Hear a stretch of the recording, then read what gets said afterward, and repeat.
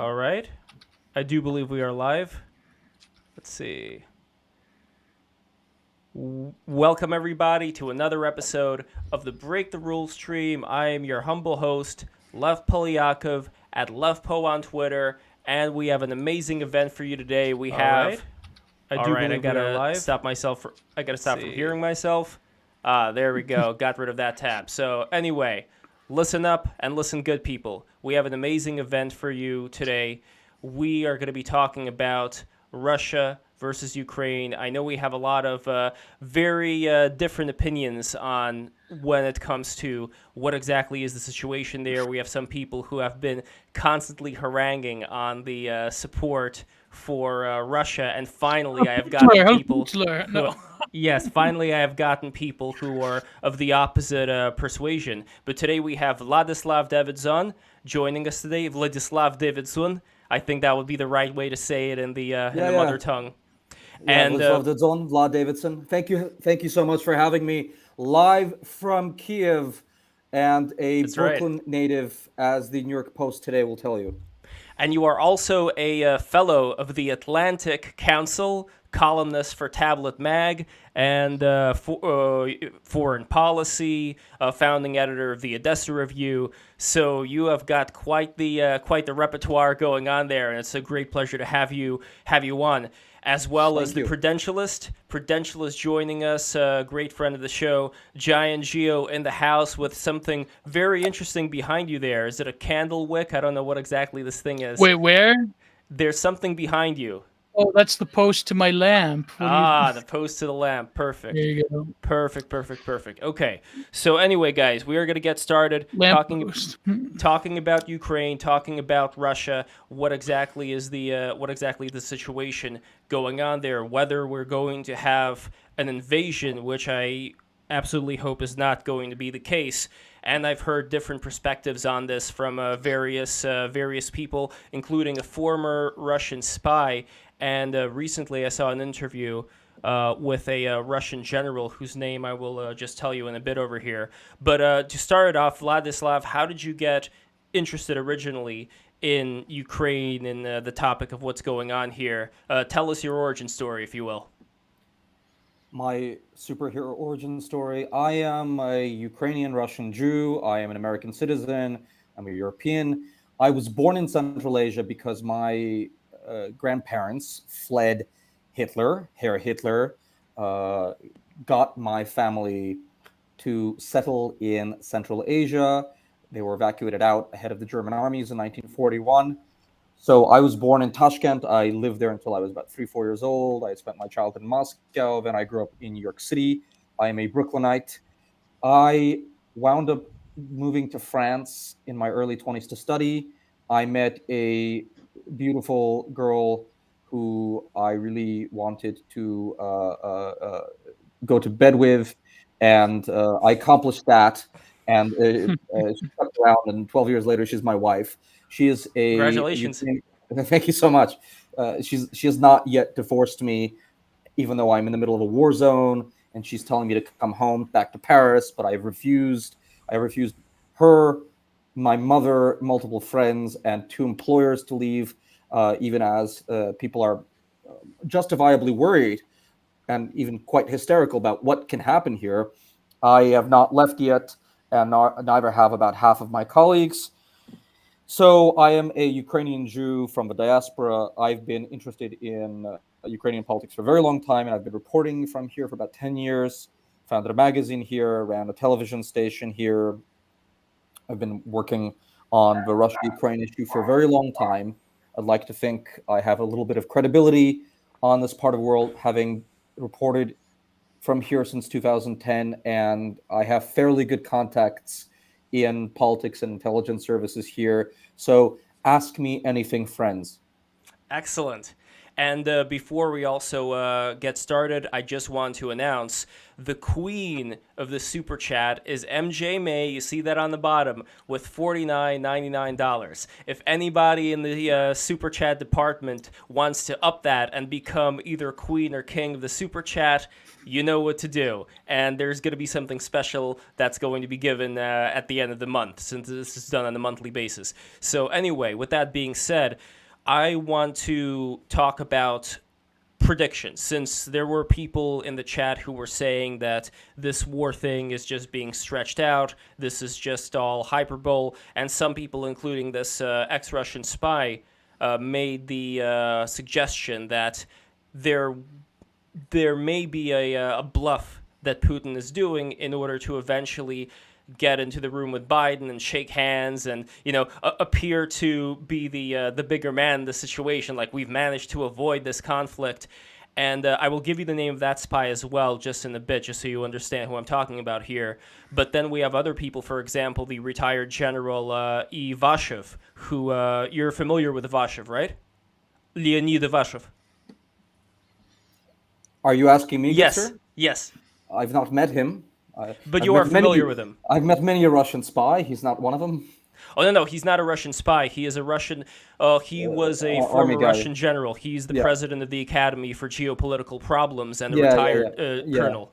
Yeah, he's a well-respected. He's a well-respected fellow. Yes. Yes. So he has a different view that even though the war would be absolutely disastrous for Russia, in his view, it would completely destroy Russia, which he already considers to be destroyed in terms of being a civilization. But in his view, it would mean the destruction of Russia as a country, as a government.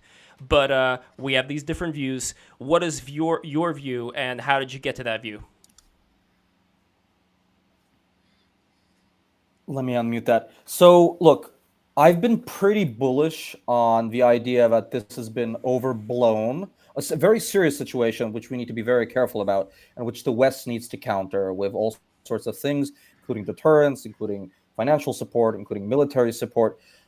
But a nonetheless overblown situation in the last couple of days by the Biden administration. I've written about this in Foreign Policy. I've written about this in various publications. I'm bullish on that view. It is absolutely a serious situation, and the rhetoric and the diplomatic bluff and counter bluff and ratcheting up of the costs and the stakes actually makes contact on the contact line more serious, and a higher probability of miscalculation and miscommunication and misreading of the position and necessity of the other side by one side or the other.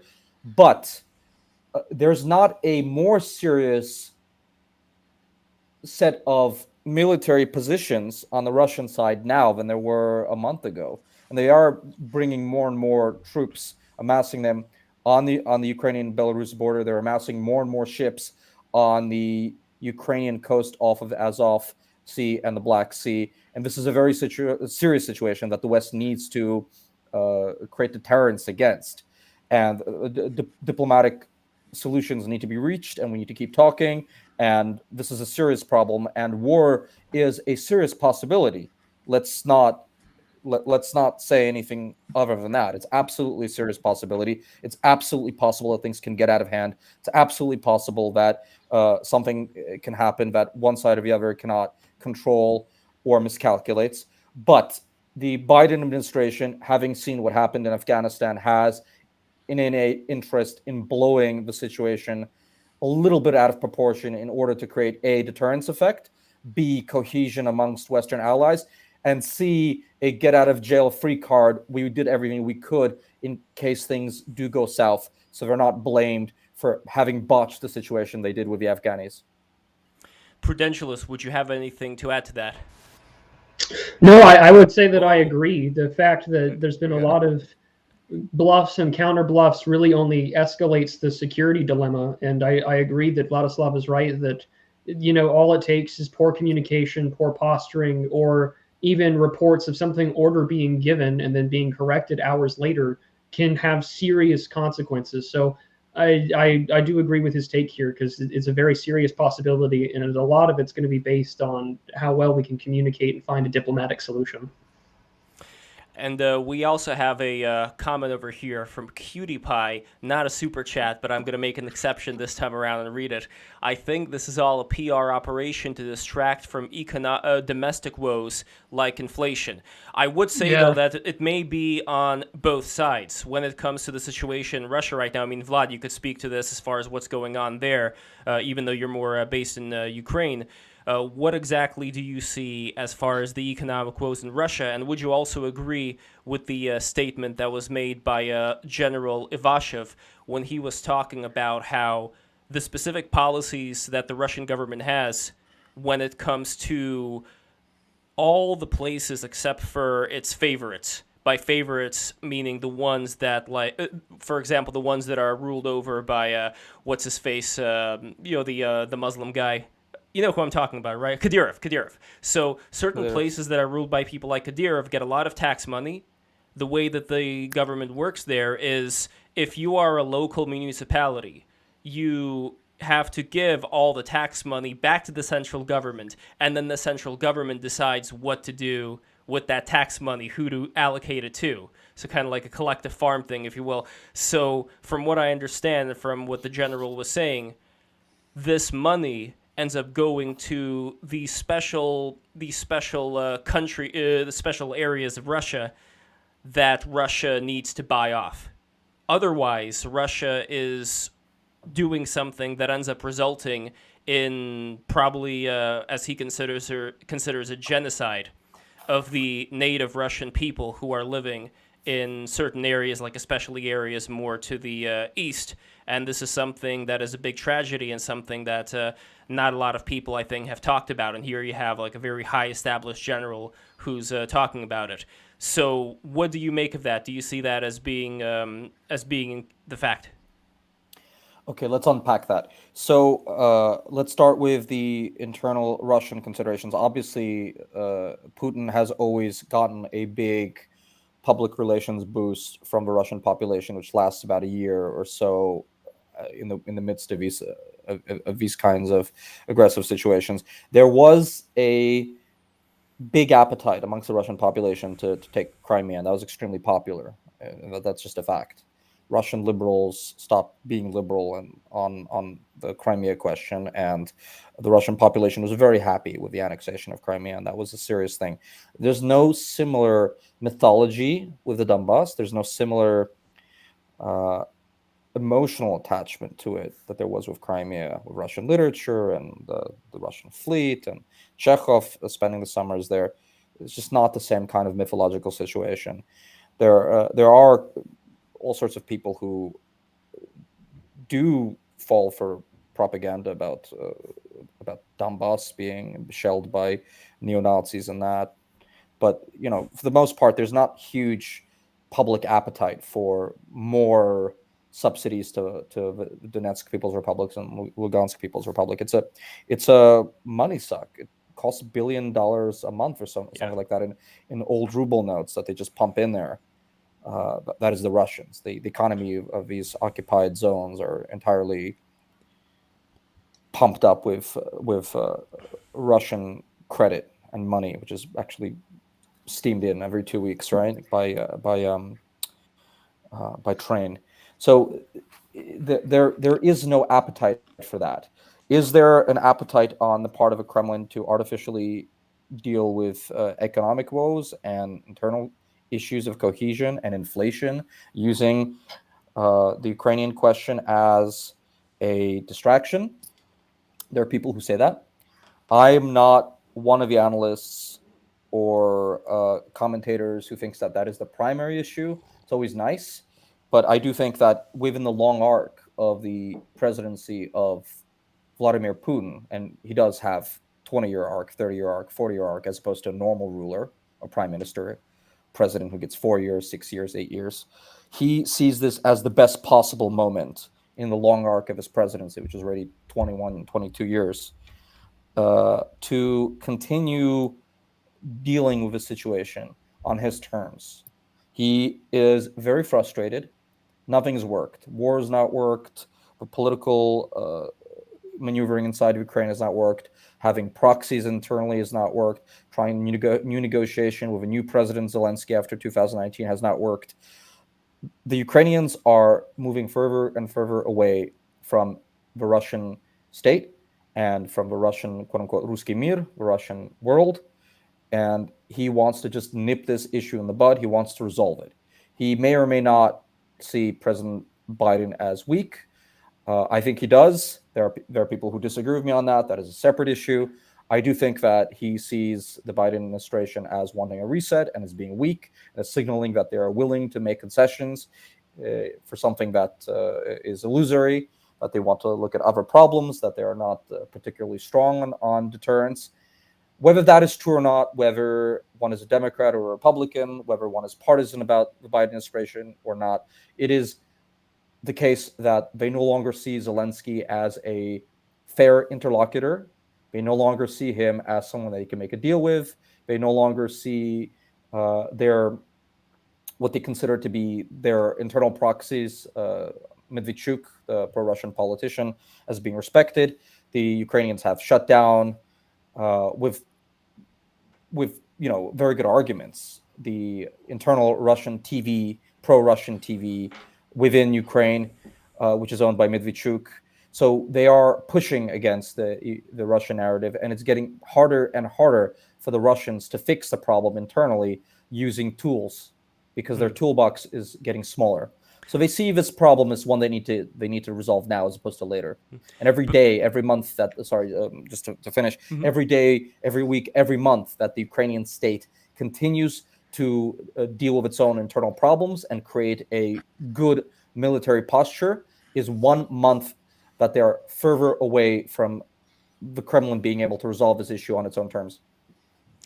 I see. And when it comes to one issue that I don't think has been talked about here, and I really appreciate your response, but specifically the issue of especially the more eastern regions of Russia.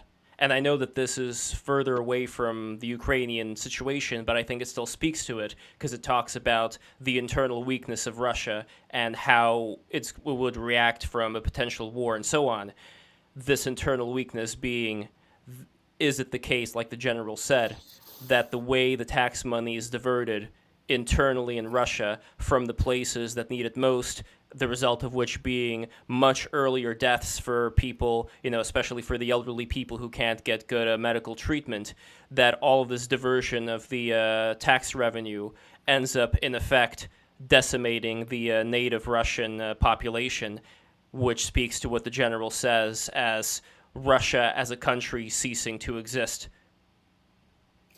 Look, there's a huge element of this guy being an elderly Russian pensioner who's yelling with his fist at the television, right? It just sounds like every other old Russian screaming about the genocide of the Russian people and the destruction of Mother Russia. And this is an older conservative gentleman who doesn't like the way things are going. Things aren't as good as they used to be. He does have actually good points, however, about the Russian state not being very interested in the actual living standard of Russians. The Russian president is far more interested in foreign policy and adventurism than he is in building the Russian economy. The $630 billion rainy day sovereign wealth fund that he has accrued, which is a year's worth of reserves, that's just money that's parked there that's not being used to invest in anything. It's money that could be invested in the medical system, in building infrastructure, in education, in anything that is useful for making people's lives better. Instead, it is sitting accruing probably zero interest or less interest than it could be if it was better invested, being essentially a political slush fund, a defensive slush fund in case of sanctions or Western pushback on President Putin. So that's money that is being badly allocated in terms of the needs of the Russian voter. This elderly Russian general who's not happy with the state of the world has a lot to be unhappy about. So he is actually a patriot. Is he a curmudgeonly old crank? Probably. Is he wrong? Probably not.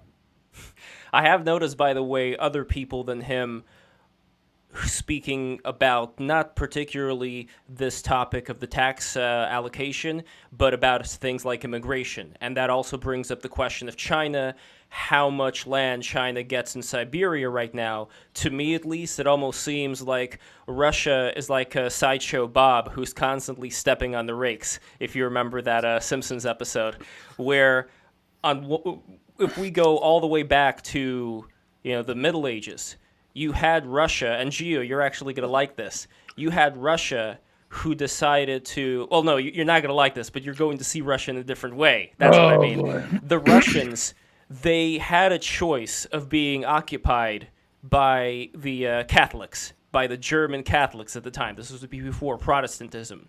And yet they decided, you know what, well, Prudentialists, you may not like this that much. They decided that because we're so Orthodox, we don't want to be influenced by this Catholicism. We don't want them, their leaders to influence our people. We are going to go with the Mongols. Great idea. And then you just had these centuries. Well, that was an of outposting, wasn't it? of rule by the Mongols. I think right now with China, there's a similar thing happening where the West, like the various things I can mention, like NATO, CIA, all these various elements are looked at as the enemy, and China is just looked at as this huggy bear, this nice Winnie the Pooh that Russia can sell oil to, probably at a far lower price if things escalate as far as the tensions go with Ukraine. But I don't know, Vlad, what do you make of the current situation with Russia and China, and how do you think China is going to respond to what's going on right now in Ukraine? That's a great question. It is widely assumed here in Kiev, from the politicians down to the taxi driver and everybody in between, that nothing's going to happen before the Chinese Olympics are over, because the Russians and the Chinese are friends, and the Chinese have asked the Russians not to break up their show with an even bigger fireworks show. That's not the case. It's probably gonna, if something happens, it's probably gonna happen in the next 2-3 days before the Chinese Olympics are over. But it shows a certain, even public understanding of the fact that the Russians and the Chinese have come together in a de facto alliance. There was a lot of huggy bear stuff, as you say. It's not, not the kind of phrasing I usually use, but whatever. It's, let's say it.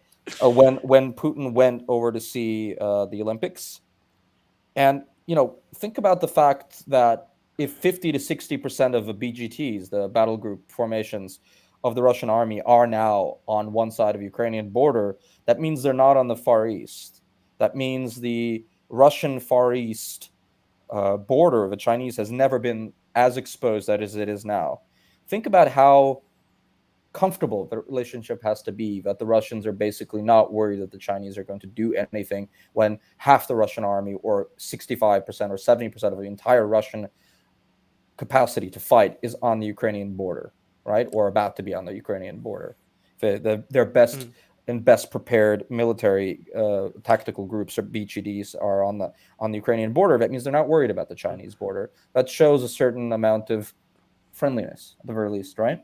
Well, it shows a certain amount of, in my words, getting cucked here by the Chinese. If we're talking about that island that Putin gave away to the Chinese, if we're talking about, again, just like the general settlement patterns of all the Chinese people going into Siberia, to me, I don't see it as being a friendly alliance. I see it as being, once again, Russia being tricked by powers that it may think have their best interests in heart, but really are going to completely take it over. Not necessarily, Lev. Not necessarily. Okay, push back on me then, Gio. Well, Prudentialist, you have a lot of thoughts on this, but I would say quickly that, of course, it's really the West forcing Putin's hand in that. I mean, the hostility, the sort of like insane hostility towards Russia by the American security state is like evident, even to like just the consciousness of people in North America, or certain the liberals in North America. Like even now in my country, you have people saying that, well, the truckers are being funded by Russia. It's like, I think, again, this is me just, mirroring, Prudentialist, you did a lot of good work with Joel, our friend Joel Davis, going over Mearsheimer's analysis of the situation. it's really not a good idea for the West to push Russia into this position where China is like their best friend, like they were, in the Soviet Union until things collapsed between the two. I think like it's incredibly strategic folly for the American security state to be just pour the scorn upon Vladimir Putin, how he's some like ultra fascist or whatever. It really is just a miscalculation, because if you're going to form a strategic alliance against China, then I think Russia would be a crucial ally in that area. But of course, like the average person running the show in America is insane.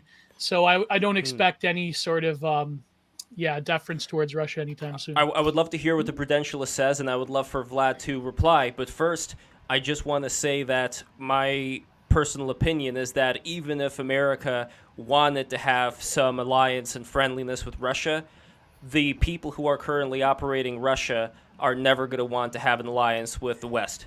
And that's the big problem here. But Prudentialist, let me know what you think. So to start off, keep in mind like what you had mentioned about the Chinese relationship that was mentioned about people going over.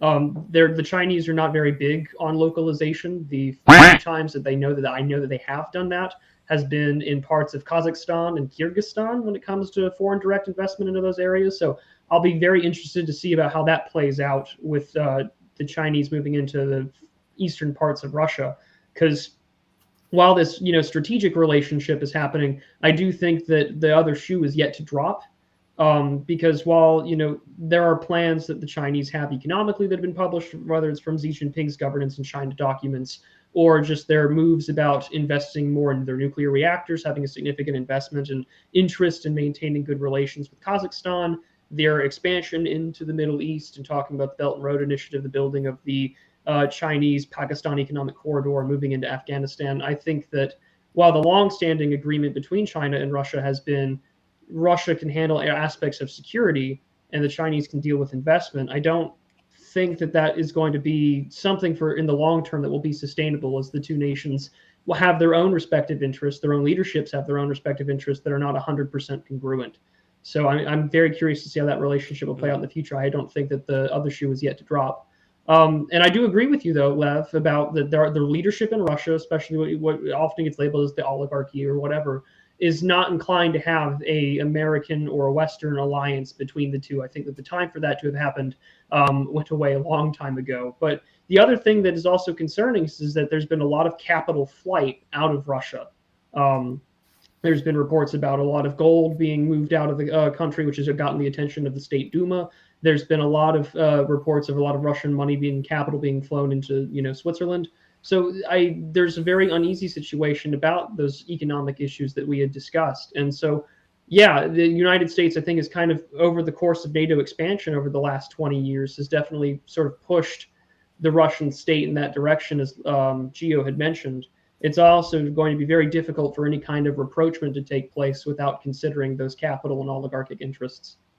Well, that's incredible that you mentioned how the Chinese are now going to move into Afghanistan, probably cutting deals with the Taliban, because that's something that even way back in like the late 80s, early 90s, people like Brzezinski was talking about in the Grand Chessboard, about how they have to control that area or else they're going to build the Northern Pipeline. And lo and behold, the American state goes out of Afghanistan after a huge posting L for 20 years. And now the Chinese are going to go in like business as usual, like nothing happened, like it's 2000 all over again, right? So...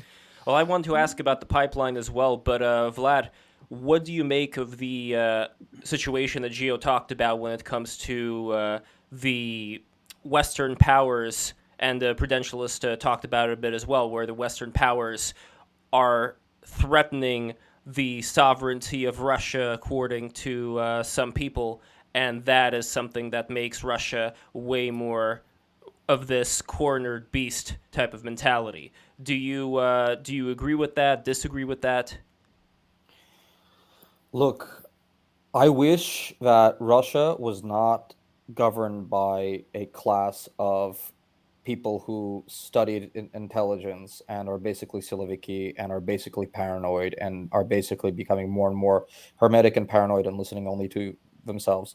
I wish that Russia had a different transition in the 90s. I wish that Russia had not created a kleptocratic postmodern state melding the intelligence services and the mob.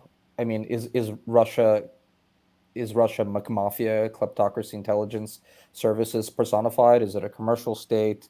Is it a postmodern state? There's all these very interesting debates about what the ideology of a state is, how it works, what its core interests are. That's all very good. We can argue until the cows come home on what kind of state it is. But at the end of the day, it's run by people who are very hard-nosed intelligence service guys who are very paranoid and who have made decisions and are on one side of a decision tree, are on a particular vector, and there's no going back. Maybe 10 years ago, things could have turned a different way or turned out a different way, probably by 2007, 2008, 2007, when Putin makes his speech at the Munich conference. It was already obvious in which direction Russia would be evolving. I do think that China is the primary issue for the Western world, for America as a foreign policy issue. But there's just no reset to be had with Putin, who's behaving aggressively and belligerently and attacking neighbors such as Ukraine, such as Georgia, who is gathering strength yet again as a decision maker within what he considers his still backyard.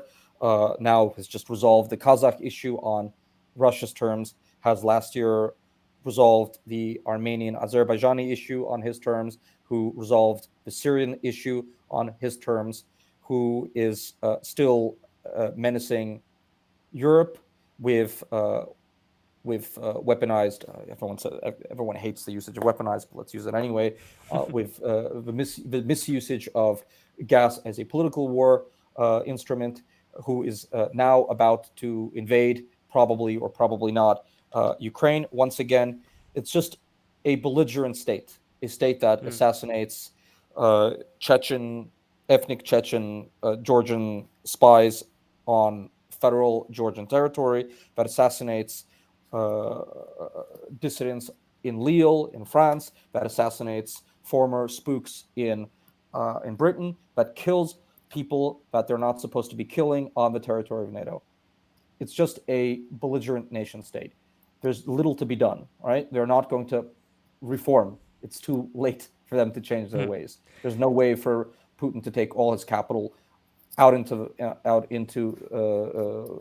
the country. He cannot leave. He no longer thinks he can leave power, probably, or Russia, and retire somewhere else. So it's too late, really, for reset. Sadly, these are the people who run Russia. I wish it was different, but that's the way it is. Well, it's kind of like having the college kids who attend the Ivy Leagues today come out and expecting them to change the way that they look at things like critical race theory, for example. Certain things, I think, have already been baked into the system. But that does bring me to another side of this, where, Vlad, you have no idea how happy I am that you're here, because in a way I get to sit back and relax. Usually I'm the one who brings up a lot of the points that you're bringing up right now, to the chagrin of some of the people in the chat.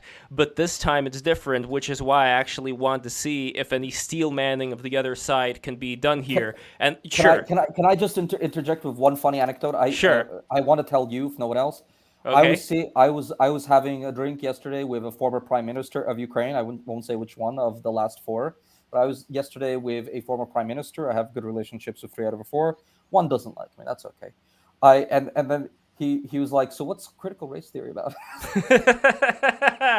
We're going to find out soon enough when they become an American client state. Okay, that's what I want to get to. Okay, I think that this is why Break the Rules exists, by the way. I think that there is a big divide right now between people who are logical and rational like you are, Vlad, and other people who are just as rational but are privy to other pieces of information, kind of like you would have a surgeon that specializes in hands and another surgeon that specializes in the heart, for example. Both are important depending on the situation, but rarely do the two end up meeting. So in this case, what Gio brought up right now, I think it has to do with this mentality that people have today where, yes, if you get them into a room, kind of like the people who are in here right now, Yep. you could bring them through understanding that Russia is a despotic nightmare hell world.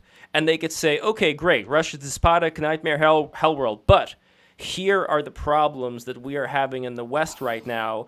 And sure, you could say, well, it doesn't even equal still. Let's steelman this. Let's go through what exactly is the fear, as Gio just mentioned, of countries that go under Western dominion. What are certain repercussions, ideological repercussions that they may end up facing? So I'm curious, okay. What do you think of that? Yeah. I do not think, I don't really quite know what it is Mr. Gio Penn believes, but I did hear one thing, but I'm going to make his arguments for him because I partly agree with him. Russiagate, and I did investigate it, and it was a remarkable stupidity and a tremendous failure of a legacy media. Went all in on unproven conspiracy theories, where they were screaming, "No pasaran, fascism will not come." The Russiagate was a massive, and I'm a Russia-Ukraine journalist. I'm actually a guy who works here and lives here and spends my time looking back at America, where I grew up, with some amount of sadness. But Russiagate was a massive conspiracy theory where swaths of American elites convinced themselves of their own moral superiority and psychosis, and use Russia as what real things that were happening in Russia, and conspiracy theories about Russia and about the Russian elite and about Donald Trump's relationship to a putative relationship to the Russian elite, in order to convince themselves of their own moral superiority in their war against the other side. The legacy media apparatus did fail to do its job and went partisan on internal American political warfare using Russia. So, Gio, I totally see where you're coming from, and I hope you do. That doesn't make I think you do see that I see where you're coming from, right? No, obviously, but I think. Oh, sorry. Go ahead. Then I'll maybe embolden my position a little bit, because I do want to get the Prudentialist involved in this. But he's like, oh man, I don't want to be involved. I mean, look, the unhealthy relationship to Russia was a byproduct of a certain class psychosis in American politics, where they didn't want to deal with their own serious problems by blaming their loss on Russia, and then went all in on anti-Trump warfare. I'm not a Trump guy, nor do I want to defend Trump, but there are things which are worse than Trump in the world, and the complete destruction of American legacy media and other bureaucratic credentials and credibility for the sake of stupid partisan warfare is not a good thing, right? And so I am a serious Russia-Ukraine guy who hasn't even lived in America for more than a decade and comes home only twice or three times a year to see my family. But, I would like to see a very responsible policy towards Moscow. At the same time, I think all of it is stupid, and I think making yourself crazy out of your own craziness and fighting your own political opponents in a stupid partisan way while telling yourself fairy tales about Russia and Ukraine is a good way to make yourself crazy.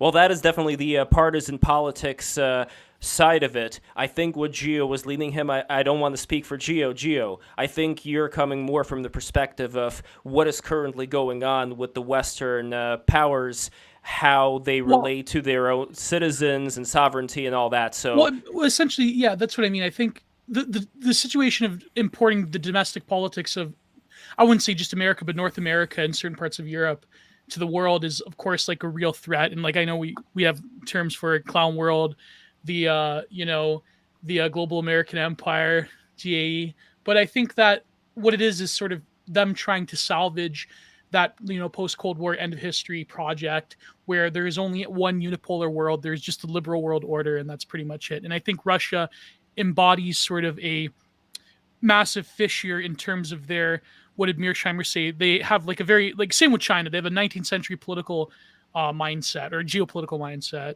And Prudentialist, you could speak to this. But I think I wanted to ask Vlad two questions, but maybe we're on this topic. I wanted to ask about the postmodern state of Russia. But before that, though, let's go to Prudentialist. I want to make sure this is addressed. This is a big one. Yeah. Prudentialist.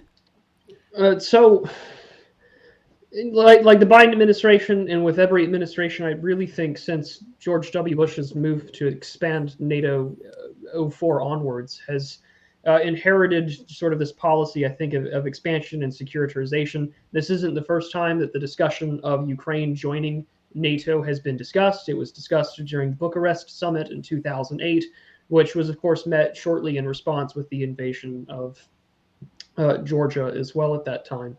And so we're seeing, I think, just this back and forth of where you do have a security apparatus of the Russians that play a very heavy-handed role within its government.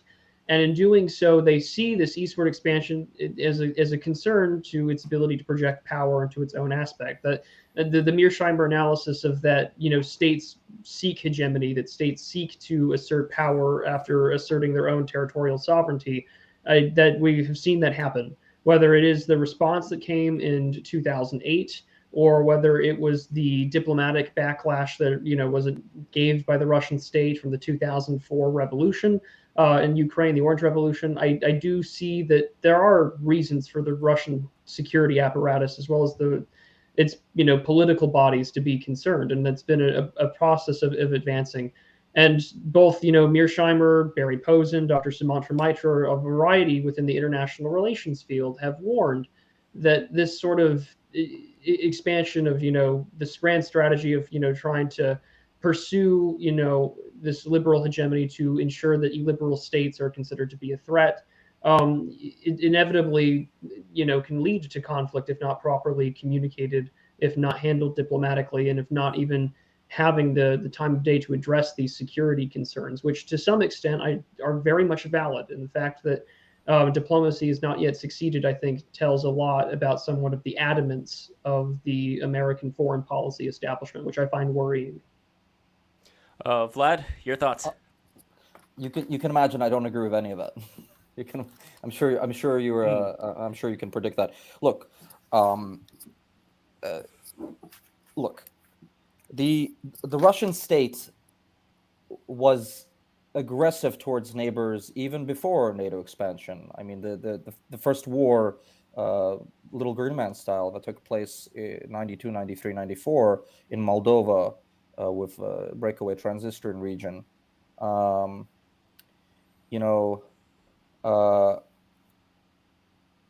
It was already in the early 90s that Russia was using his sorry, I've been up for a very long time writing many pieces. So anyways, let's start again. The Russians have been using military force on their neighbors for a very long time, and they did this even before the quote unquote expansion of NATO. Ultimately, I don't think the NATO thing is very important in terms of a threat to the Russian state because they have nuclear missiles. There's no military capacity in any of the Baltic states or Poland or Hungary to invade Russia. They're just not there. There's just not enough troops there. There are really not that many brigades there. NATO has decreased its capacity to project strength by like 90% since the end of Warsaw Pact.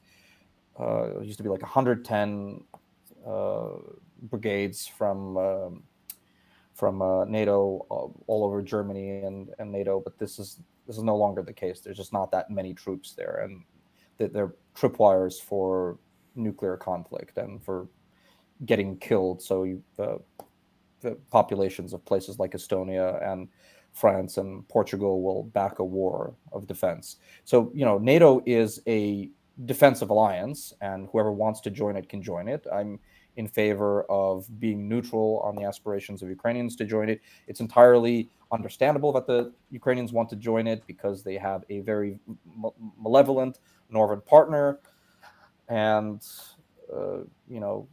it's something that the Ukrainians should be able to decide for themselves.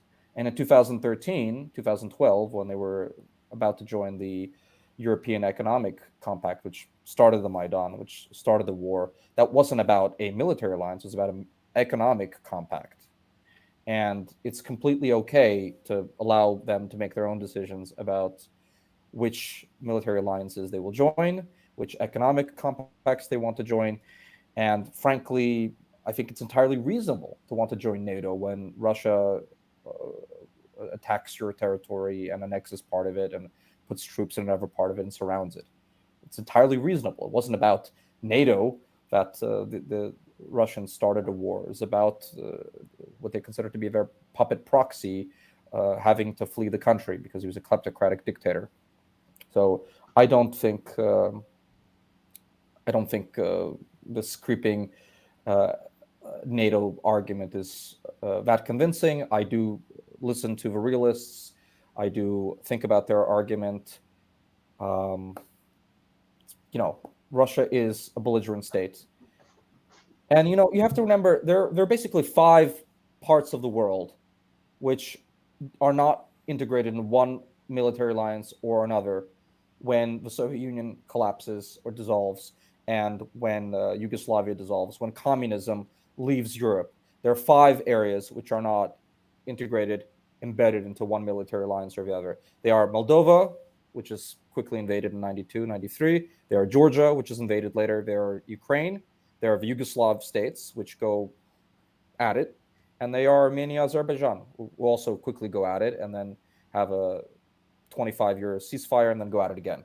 So if you're not embedded in a military alliance at the conclusion of communism in 1991, there's a 100% chance that you will experience a civil war, or both in the next 30 years. Prudentialist, is there anything that Vlad said, because there were a lot of very interesting things to look at, is there anything you would in particular like to pick up and analyze here? Because one thing I never like on BTR or anywhere else is when one side says something, another side says something, and okay, that's a wrap, people. No, I actually want to focus and see if there is anything that you can pick apart and see where exactly there may be some miscommunication. So go for it. Sure. So I think that he's right that if you're not a part of a specific security alliance, you will definitely see greater powers try and intervene and make a decision to get them in any which way but loose for a particular, security alliance, whether that be the Russians moving to have their own security, interests or their own geopolitical strategy be invoked. And the same thing that happens with the West. And in turn, I would say that, while the NATO, if he has objections to the NATO expansion argument, fine.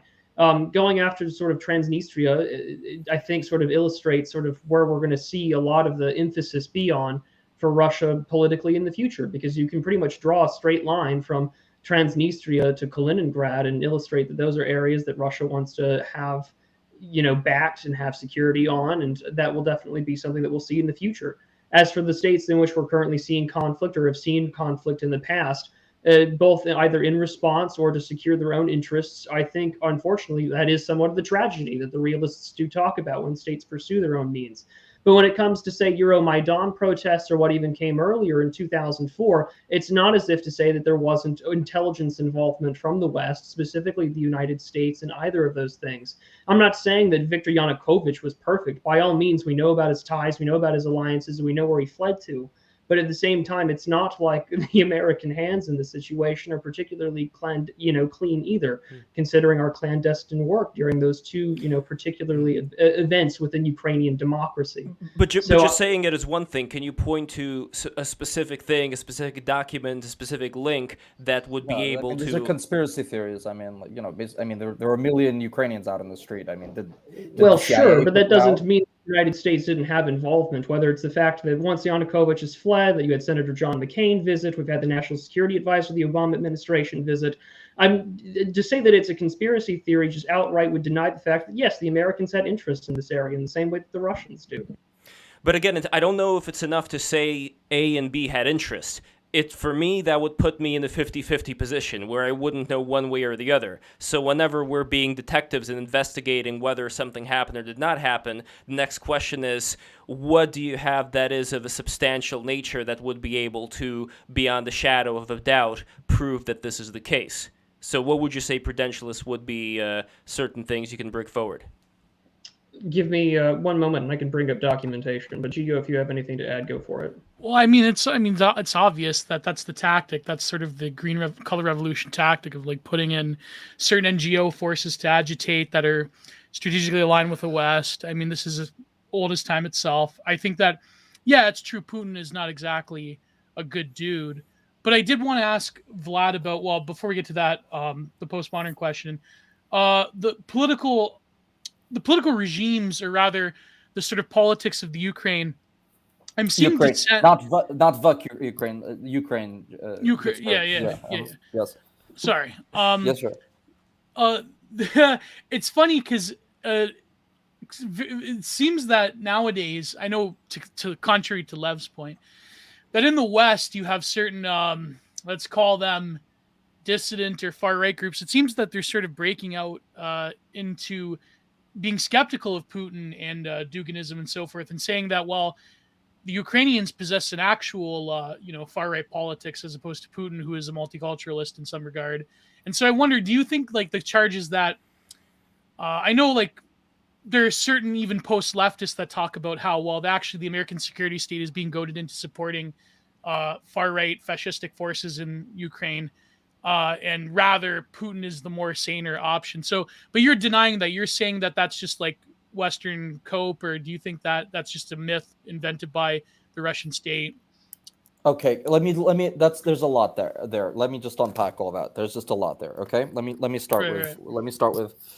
You want to start with Duginism? Look, the Russian state isn't. First of all, I'm not a Duginist of any kind. No, I mean like in the West in particular, like the far right people, I mean, that are more sympathetic to Dugin. They're starting to question that and say that Putin is not the real deal, that Ukrainians actually possess actual far right politics that are in the security state in Ukraine, and it's like Putin is rather just Okay. I don't mean accuse you of anything. No. Yeah, I get it. Okay, so neither one of these states are far right in any way. If and I'm not far right, I'm not interested in being far right. First of all, the Ukrainian state is a liberal democracy. Majority of the Ukrainian population in American or Western terms is just like center right. It's a traditional country. It's a conservative country. It's a very rural country. It's a country of basically farmers and people living in towns outside of the cities. There are large cities. Basically, it's a country that produces tractors and agriculture. It's an agricultural country, right? It is not postmodern or leftist or liberal in any sense. It's just a normal conservative place, an old-fashioned place. Are there rightists here? Yes. Are there conservatives here? Sure. Are there far rightists? They exist everywhere in Eastern Europe. I'm a Jew. I write about this a lot for Tablet Magazine. It's in my first book, From Odessa with Love. My second book will be about the Jewish-Ukrainian question, to the extent that it is a question. Certainly, the Ukrainian state is not interested in any kind of far-right anything. They have to tolerate some crazies and some people who are national conservative, whatever, who are really, really, really riled up in a time of war and who are under the control of the Ukrainian intelligence services who are fighting. There are certainly crazies in various Ukrainian military battalions who are really, really, really patriotic. Are there neo-Nazis here in Ukraine? Well, it's a country that was occupied by Hitler, and there's not a surfeit of neo-Nazis here. Are there integralist nationalists? There sure are. I don't like it when city streets are named after them.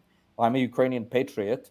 I'm a Jew. I don't like it when Bandera and Zhuhevich get streets named after it. But I and Ukrainian Jews and Polish Ukrainians hold their tongue about that kind of thing. It's a big problem in relations with Poland and Israel for obvious reasons. But the neo-Nazi question is something that is not true. There are, it's just a normal liberal democracy. Well, another thing you forgot to mention, Vlad, is real quick. Another thing I think that you forgot to mention that's important is that if we look at the amount of people that make up the actual leadership structure of Ukraine, as far as I believe, like the last prime minister, I don't remember who exactly, but so many of them were of Jewish origin, and you would think that a country who would elect, 10% of the last parliament were of Jewish descent. 47 out of 450 parliamentarians were Jews, either discreetly or they told us about it. The president is a Jew. The previous prime minister is a Jew. There have been prime ministers of every ethnicity. This country had like a Buryat who was a prime minister 20 years ago. This is a very tolerant country. It's not far right in any way. So that's one way. And it's also funny, by the way, you know what I'm about to say, Gio? You know what I'm about to say real quick. It's very funny how we have certain famous two-girl podcaster team who made the claim that Ukraine is run by neo-Nazis. Well, not just them. I mean, there's also other credible journalists. I mean, there is... Tabibi was saying it, Glenn Greenwald. Like, it seems that the post-leftist coalition that focuses on geopolitics, they're sort of like against the American security. Well, they say that. Well, the big question is stupid or liar. That's how Adam Carolla likes to say it. There's far-right people, but not. I mean, hey, from my perspective, that's not a bad thing. I don't have a dog. Look, there certainly are far-right people in the Ukrainian military, and they're certainly tolerated at the very least, and their job is to kill Russians in the east. And there are certain situations in which they're not given orders in which they're not going to follow anyway. It's true. There's much more command and control of those units now than there were 5 years ago. This is absolutely the case, and I say this as someone who doesn't particularly like far right anything. Okay. On the other issue with Duginism in Russia, Russia's a totally postmodern state. Anyone who thinks that the Kremlin is Duginist is an idiot. Duginism was something that they put on like a postmodern ensemble in 2015, an overcoat that they put on and took off as soon as it was no longer necessary. They are no more Duginist or postmodern or national conservative or post-rightist than they are anything else. They are spooks who are interested in keeping billions of dollars in capital secure. It's a kleptocratic state. Its real core spiritual structure is kleptocracy. They don't believe in rightist anything. Now, do they have some sort of nostalgia politics where they have a little bit of monarchism and a little bit of Soviet nostalgia and a little bit of ultra-right? That's what I wanted to ask you. Yeah. Do they use a little bit ultra-right conspiracy theory for spice sometimes to spice up their Soviet nostalgia? And are they occasionally using monarchist memes? Sure. I mean, it's a postmodern state.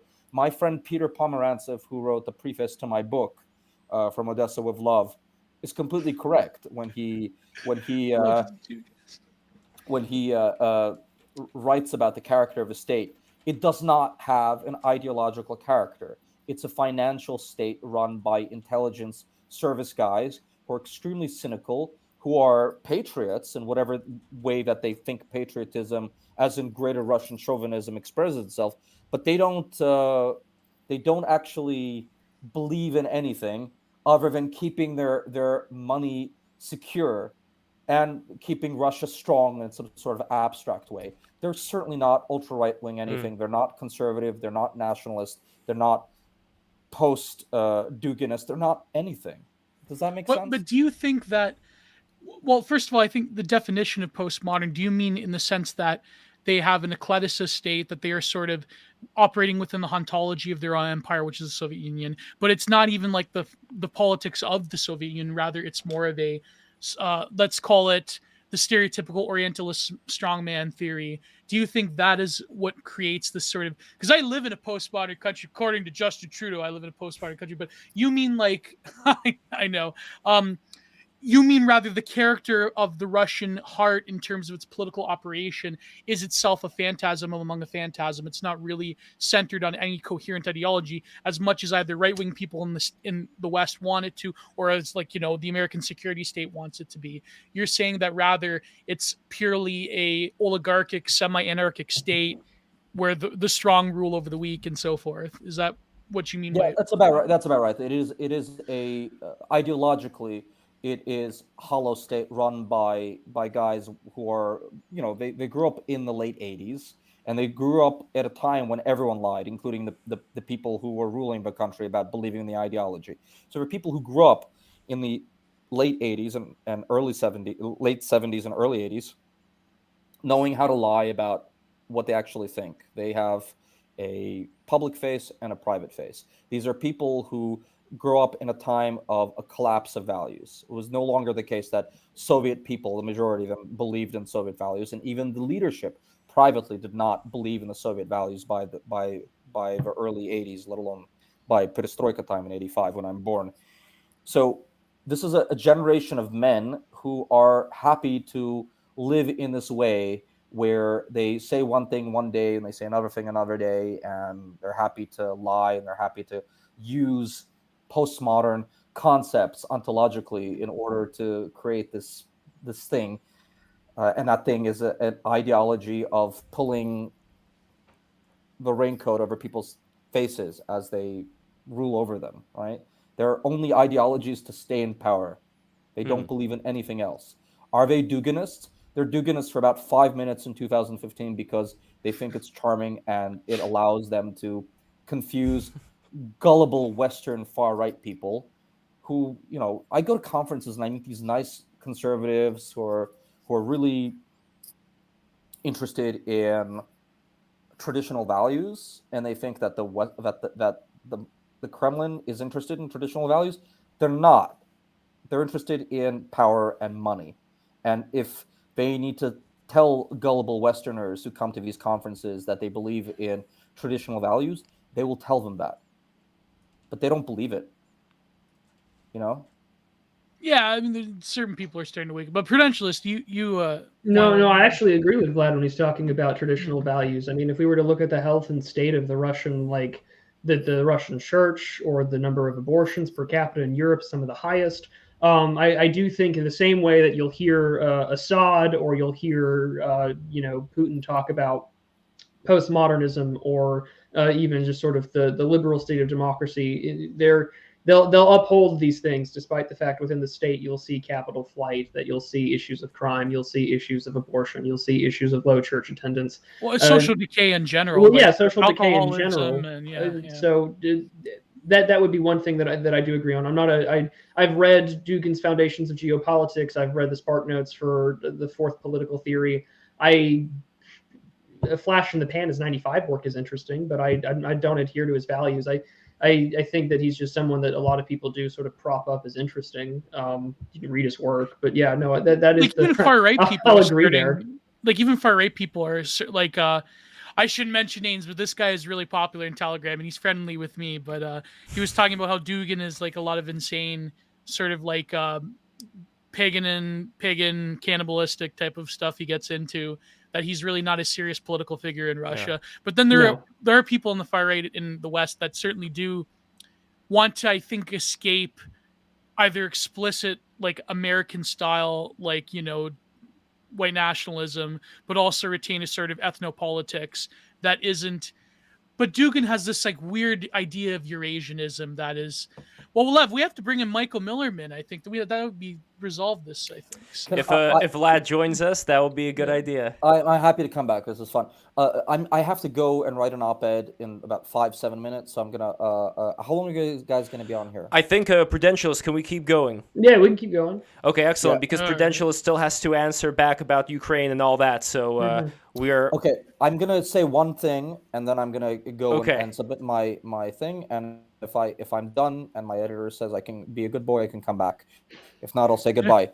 I'm just one more thing about Duginism and Russia.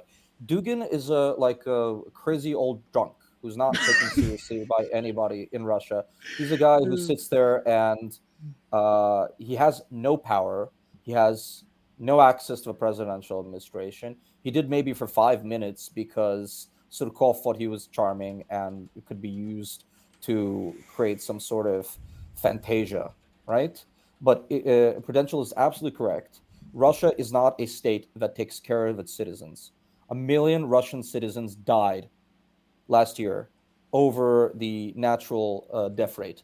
COVID, bad healthcare, killed 1 million Russian citizens last year. This is not a state that is interested in taking care of its human capital. It's not in any way interested in keeping up its birth rate. It is not in any way interested in creating medical infrastructure outside of St. Petersburg and Moscow and maybe a few other cities which do have money. This is not a country that is interested in offering services to its citizens. Okay, it's just not something that they're interested in. Next point is this: the people from conservative, nationalist, post-rightist circles who see a utopia in Russia are very silly, and they deserve everything that they get when they move there and they realize it's not any kind of conservative nationalist. Coach Red Pill. Anything. Yeah. Sorry, Gio. Yeah, sorry. Well, we're gonna get him on soon, so Lev, that's we're gonna see what happens with that one. So, well, I want to then have him speak to Vlad or somebody who shares a similar opinion. Here's the thing.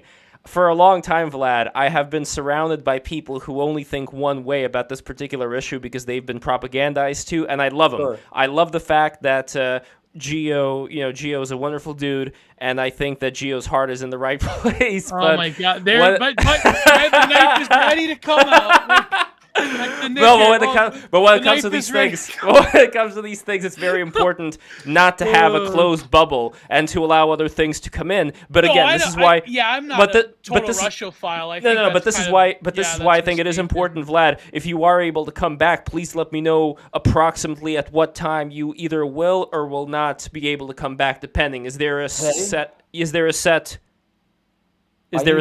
I need half an hour to finish an op-ed. I'm clocking off now. I will come back in 30 minutes. Is that okay? Sounds great. All right. Okay. What do? I just click on that same link, right? Yeah, same link. Exactly. Okay. I'll be back in half an hour. I have to write 400 Excellent. words. Thank you for having me. This has been a good conversation. I'm going to show you my Vyshavanka before I go. Is that nice? So. Oh, there you go. I look good in black though. Is there a black version of that? Yes, there are. With the white? Sure. Yeah, there we go. Yeah. All right. We'll get you one. Excellent. Come on over. Okay, what do? I just have to. Just exit the screen and you're good, and we will continue from there. All right. I will see you in a bit. So, guys, make sure you subscribe right now. Break the rules. Vlad is going to be back in a bit. That was literal gay Jamie. You guys are American Empire Janny. You guys are already aware of my stance way before this particular stream. So yeah, Russia has a lot of systemic problems, and I think that I think at one end Dugin is not as powerful as people want him to be, but then he is not like as silly as other people want him to be. I think he's a very complex figure, as at least going by the opinion of someone I highly respect, which is Michael Millerman.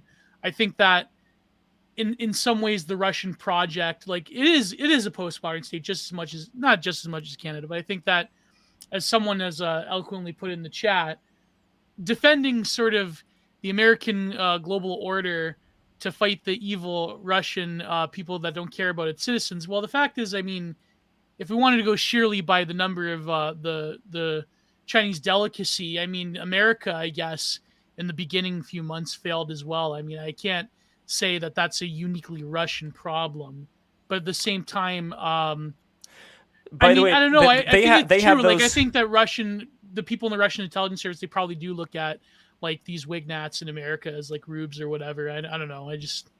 But the other thing, Gio, just so you're aware, that when it comes to the mandates of the Backstreet Boys World Tour, Russia does have them in place and does enforce them. I'm off screen to the same... now? No, you're on screen. I just had to switch a few things around. Yeah, don't worry. Everything is fine. It was geo-harassment. Yeah, gotta be on guard for the geo-harassment. No, don't worry about it. You don't have the drop-down screen of the chat, I guess. Yes, I do.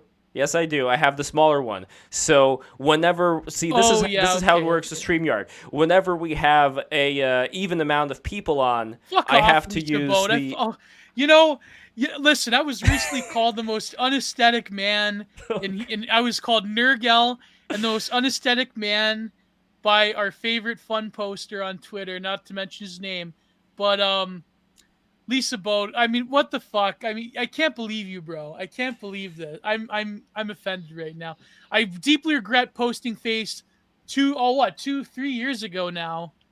I don't know. I can't. No, put the Gio, you genie have a back in the beautiful, bottle. you have a beautiful face. Have no No, I regrets don't, at Lev. all. Just Yes, you shut up with do. that. You got the pudge around the face, but the face itself, the symmetry is very beautiful. So I think that was the most backhanded way to comfort somebody Yeah. I've heard in a while. it is It true was- though. I It's was so poetically eviscerated could- that it almost came off as a compliment. But anyways, not. No. I see. I don't mean that as a backhanded compliment, because what I mean by Oh, that yeah, is Barrett you in the have chat. you have the kind of face that, just like like you have abs. All of us have abs, but the abs are hidden behind the layers of fat. Yeah, fat and when you people work do have. They say we have extra muscle because of all the weight we have to carry. Exactly. So when we do eventually You have a slim keg down, instead of a six-pack. It's okay. Yeah. No, but many people were complimenting your particular physiognomy, where they were saying that Gio has a very They love your handsome physique. face. So when you get to the point of losing a lot of that extra baggage, then it's gonna be your We'll face see. is gonna be revealed to the We'll world. see. I'm getting a lot of esoteric health advice on Twitter. Good. Someone suggested I go on amphetamines. Maybe that could be possible. Oh man. Well, we're But well anyways, on our about way Russia. down here in the U.S. So. Yes. By the way, let's go to super chats right now. So first of all, You we mean have. Methtopia? So first Yeah. of all, we have a new patron. I never know what the patron names if they wanted to be revealed, but he pledged $5 via Patreon. Alex, I'm just gonna call him Alex right now, and thank you so much, Alex. Thank and you. we have super chats. Panaco Man, $5 Lev, why would Russia not be interested in a strategic partnership with the West? I think that's already been explained, at least as far as I am able to. One thing I would also add is, if you're raised in the kind of environment where the West is seen as the enemy all the time, like in your youth, especially like if you're KGB, then it's going to be very difficult to take that shit out. I do want to eventually, when Vlad comes back, get to the other problem of Look, having Cutie Pie, you wanna cultural post enrichment. physique?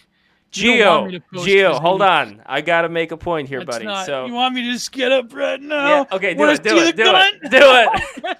No, I'm kidding. You Okay. can imagine the gun. Don't worry about it. So Don't worry about it. It's one of my favorite. Don't worry about it. It's one of my favorite Geoisms, by the way. Like, we have to have. that I'm Don't only worry. half joking. That's probably Yes. another. Yes, exactly. But anyway, people were raised to believe certain things, like the kids in the West, like the Zoomers, they believe like in the gender theory and all that. So it's very difficult to put the genie back in the bottle as far as how you were educated. So that's why it may be a generational, like the older generation has to make way for the new. But I also understand the concerns of people of Geo, Prudentialist, and others when they say we don't want this, homogenous bugman culture, and that is something that I think was not focused as much in the conversation, where we could talk about geopolitical strategies, whatever, but talking about, let's say everything goes fine as far as Russia ends up having a better government. Okay, great. It's better government, better economy, but then it's going to have to wrestle with the kind of demons that the West is wrestling with right now, which again, you know me, I'm not going to compare the two. I'm not going to say that they're the same, but it doesn't mean that it's not a problem. And that's also, I think, a recurring theme in BTR, where we have more liberal people coming on here, where I agree with a lot of the things they have to say. But then, okay, what's next? The what's next is, I think, something that people further on the right side are asking. Their solutions I disagree with, but the fact that they're asking those questions and others are not, I think that's a very, very important thing, and few people are doing that. But Geo, Prudentialist, any thoughts right now? Oh, and one last super chat, Sneed Chat Lev. I'm sneeding at you from Panaco Man, $5 Once again, if you want to be king or queen of the super chat, you have to send in more than $49.99 US. That is currently the reigning champ, MJ May, queen of the super chat. Thank you so much, MJ May. Big fan of John Lakash, who was on that previous stream. That was a great stream, by the way, with him and that Angel Eduardo. But anyway, fellas, what is on your mind? What? Well, there's the other thing to keep in mind, right, when we take a look at the situation is that in Ukraine, the United States gets a lot of xenon gas from the Ukrainians, or at least as an export from Ukraine, and that's vital to U.S. semiconductor production. So as things are already very tense over in Taiwan, you've had the Taiwanese semiconductor manufacturing company open up subsidiaries in Japan as well as in Arizona. Our supply chain issue for semiconductors, which comes into security, computing, cars nowadays, which is kind of depressing. That is of a vital strategic interest to the American state writ large. Not to mention, in the inverse of that would of course be the Black Sea. Russia, especially with the Crimean Peninsula and Sevastopol, they've already had numerous naval exercises over the last few days and are still ongoing. That area has still been checkered off. So lots are still going on. But my worry is that you're going to get something like happened, I think it was yesterday or Friday, where it was just, we have this obtained order that says that the invasion has been given the go-ahead, and then the correction is given 2 or so hours later. And that's super concerning because the big tweet that gets everyone's attention, right, and then the correction never gets the same amount of attention. That stuff really makes the security dilemma worse. It doesn't matter that there are less troops along certain parts of the countries that are NATO allies. The fact is that they're NATO allies. Article 5 acts as the security tripwire, and that makes the situation tense.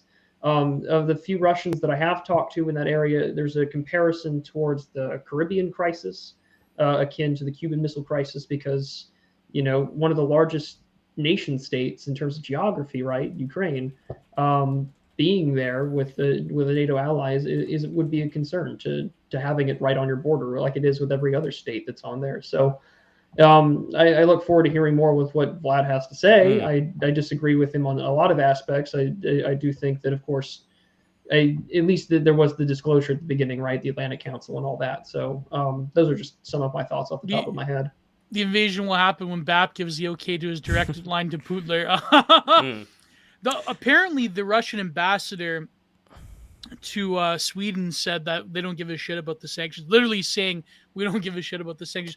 I think that the problem is the West, they are playing a very dangerous game. I just don't know what the end game of the sort of NATO alliance is towards Russia. Do they? Of course, the end game is, I don't know, what do they want to sort of ghost, maybe by ghost, Putin is like, is that what the goal is, to topple his regime with another color revolution, to put in some Naval fucking glowy? Is that what they want? Like, I mean, it seems there's no logical I'm putting that in the script as well for Vlad to address. No, but it seems there's no logical outcome for the West to antagonize Russia this way. And have the Russians antagonized them? Yes, of course. The Russians are not, let me repeat, I'm not like totally 100% like Dugan-pilled.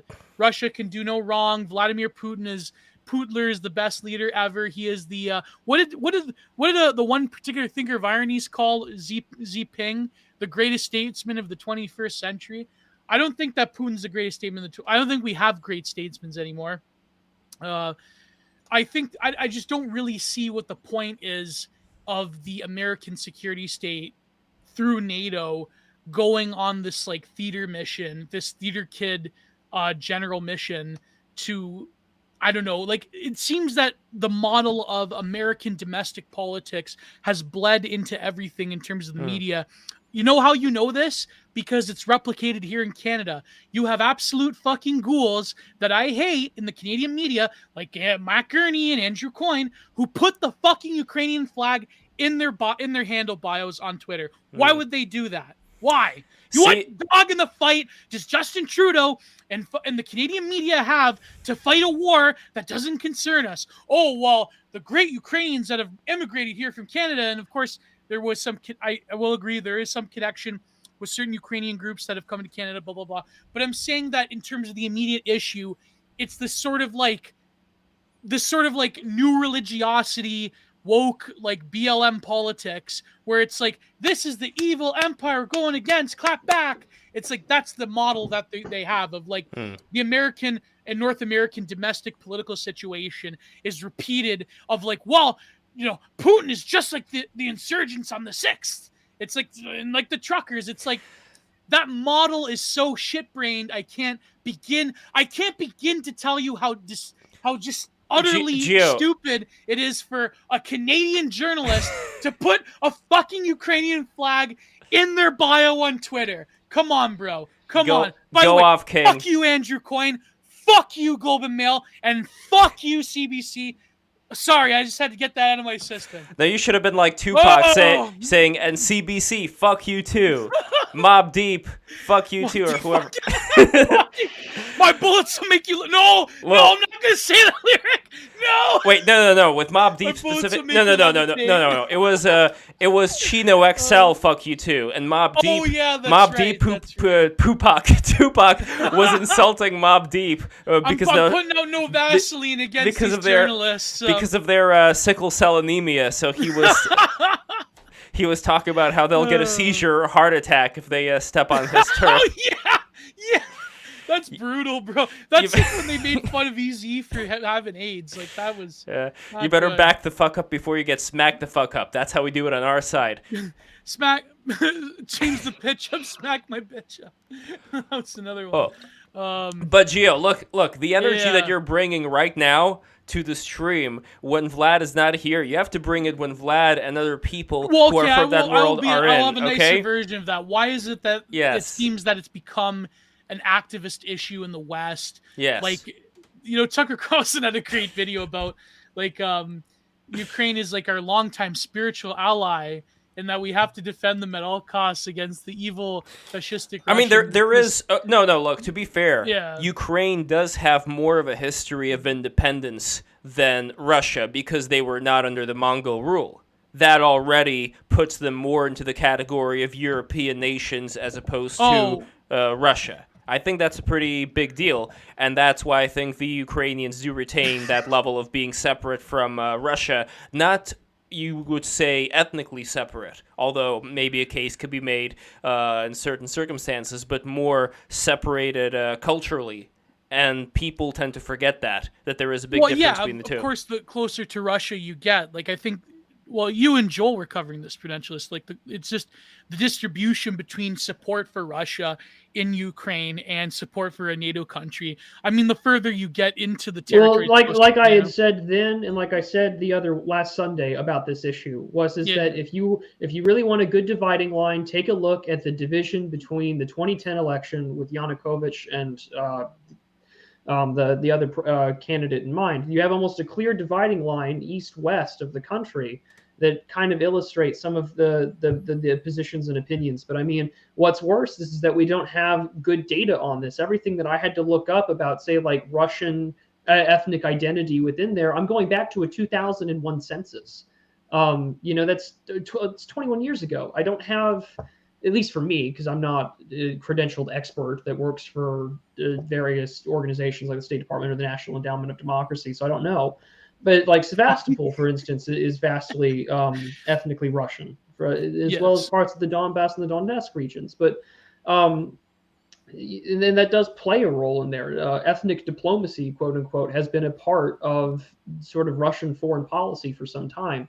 And the same thing, though, Gio, can be said for like the right when it comes to like we look towards other countries and why are we so interested. I think it's a disaster for politically, at least for Hungary, that they're going to host CPAC and all that other stuff in Budapest, because it's not like American conservatism is something that is equal or equitable to what Orban is or stands for. And if anything, it's going to give more ammunition to those who are actually in charge to claim that the American right wing, even its more modicum or modest and milquetoast Republican wing, to be, illiberal or authoritarian, which doesn't help, I think, anyone's case to get anything moving in that direction. But do you think a Hungarian or a Polish model is more in line with, like, I would say, Tucker Carlson core, more like illiberal republicanism in the States than opposed to Russia, which Russia has innumerable issues with their ethnic minorities,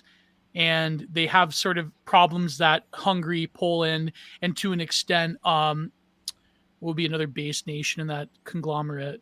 I guess maybe Serbia, I don't know. Like that, just they simply don't have. Like it seems that there's a greater case there. Like they're like I'm just There are fucking right wingers in the States that believe that, like, I don't know, the base Nazbol Soviet Union is still alive and well in China, and they're Z-pilled, and it's like wholesome Chungus Hegelian Marxoid Christianity. It's just so here's my question then: is how much of that is just online politics discourse versus the polity? And this has been the biggest thing that I have been sort of ranting about for a long time, and this is something that a lot of people on the right have been talking about, just about on a cultural issue, is that why do we have this myriad of niche idea? Because the internet is a great way for digital escapism, especially for politics, when young people feel like they have no agency. Because actual local political engagement requires someone with a totally deracinated and atomized attention span who is constantly checking his phone every 5 minutes to go sit down at a county commissioner's court meeting and listen for like the 2.5 hours of the most boring and mundane garbage that anyone ever has to deal with in politics. And as someone who has done it for a considerable length of time in his young career in politics, it's boring as hell. But that's how it actually works. And or read a history book, or read primary sources. Right? Like here's what I bet. I bet that when they get to the gates of St. Peter and St. Peter takes a look at their life, what happened, he'd be all like, so you're telling me that you didn't even read any of the primary sources, but you became these right political cheerleaders? I would have rather you had a lot of pointless sex. At least you would have gotten some actual pleasure out of it. At least you would have got your nut instead of that. Pride is certainly the root of most devilry, as Silouan would say. But well, the thing is, I think the problem is I noticed that there is a contingent in the online right that is viewing the sort of critique of capitalism brought up by the sort of, I would say, 2016 to 2020. Like, I'm thinking of, oh shit, sorry, my phone. Everybody subscribe for Gio's phone. Patreon.com/breaktherules. I've never had a phone on because I my new phone, I managed to turn off the sound for all of my. All right, Twitter listen. We have 100 people who are watching this right now. I'm sure all of you 100 people have not subscribed yet. So subscribe right now. And also, I am sure that not all of you 100 people became patrons yet. So Patreon.com. Break the rules. If all 100 of you gave us $5, imagine that. Only $5. The cost of a soy Zog Chow coffee a month. And then, Zog Chow, Jesus Christ, Gio, you're never gonna stop. I gotta stop. You should say that when Vlad's here. I just know I did not intend to say that. You should say that when Vlad's here. Talk about the. Prudentialist just like, oh god, this is where I choose to post face. Holy shit! No, here's my thing. I think that when it comes to the critique of capitalism, like, for example, brought up by people like my good friend Keith Woods, I think that the immediate impulse by certain people on the right is to be like, well, oh, fuck, you guys, that means you're a communist, that means you're Z-pilled or whatever. No, I think that you can have a critique of anti-capitalism from a non-Marxist or non-Nazbol or non-communist perspective. I think that, but the point being is that when it comes down to like this sort of horse trading among very like online people, it's sort of bullshit, because the real the real problem is that you're not going to solve domestic issues in your own countries by being like, le-based China, le-based Russia, le-based Hungary is going to come and save me when the West collapses. That's sort of a fantasy, I think. Wait, Gio, I want to share this with you. I just saw this right now. Here Not is to a subtweet anyone, but you know what I mean. Like, it's, yeah. Speaking of tweeting, here is a tweet right now by the great 718 TV, who is watching this. Check this out. Look at the screen. Gio's bringing back Death Row. Oh, I mean, theoretically, you could be like I was about to say the white Suge Knight, but then I remember you're Italian, so you could be like the next Suge Knight. I will put it that way. You have a nice little fat cigar in your mouth and wear zucchero. That could be me. Yeah, wear the red. Yeah, and I guess Prudentialist could be like the Snoop Dogg, and I could be like the Tupac. No. Well, you'd be like Jerry Heller, Lev. What are you talking about? Who the fuck is Jerry Heller? Wait. Who the fuck is Jerry Heller?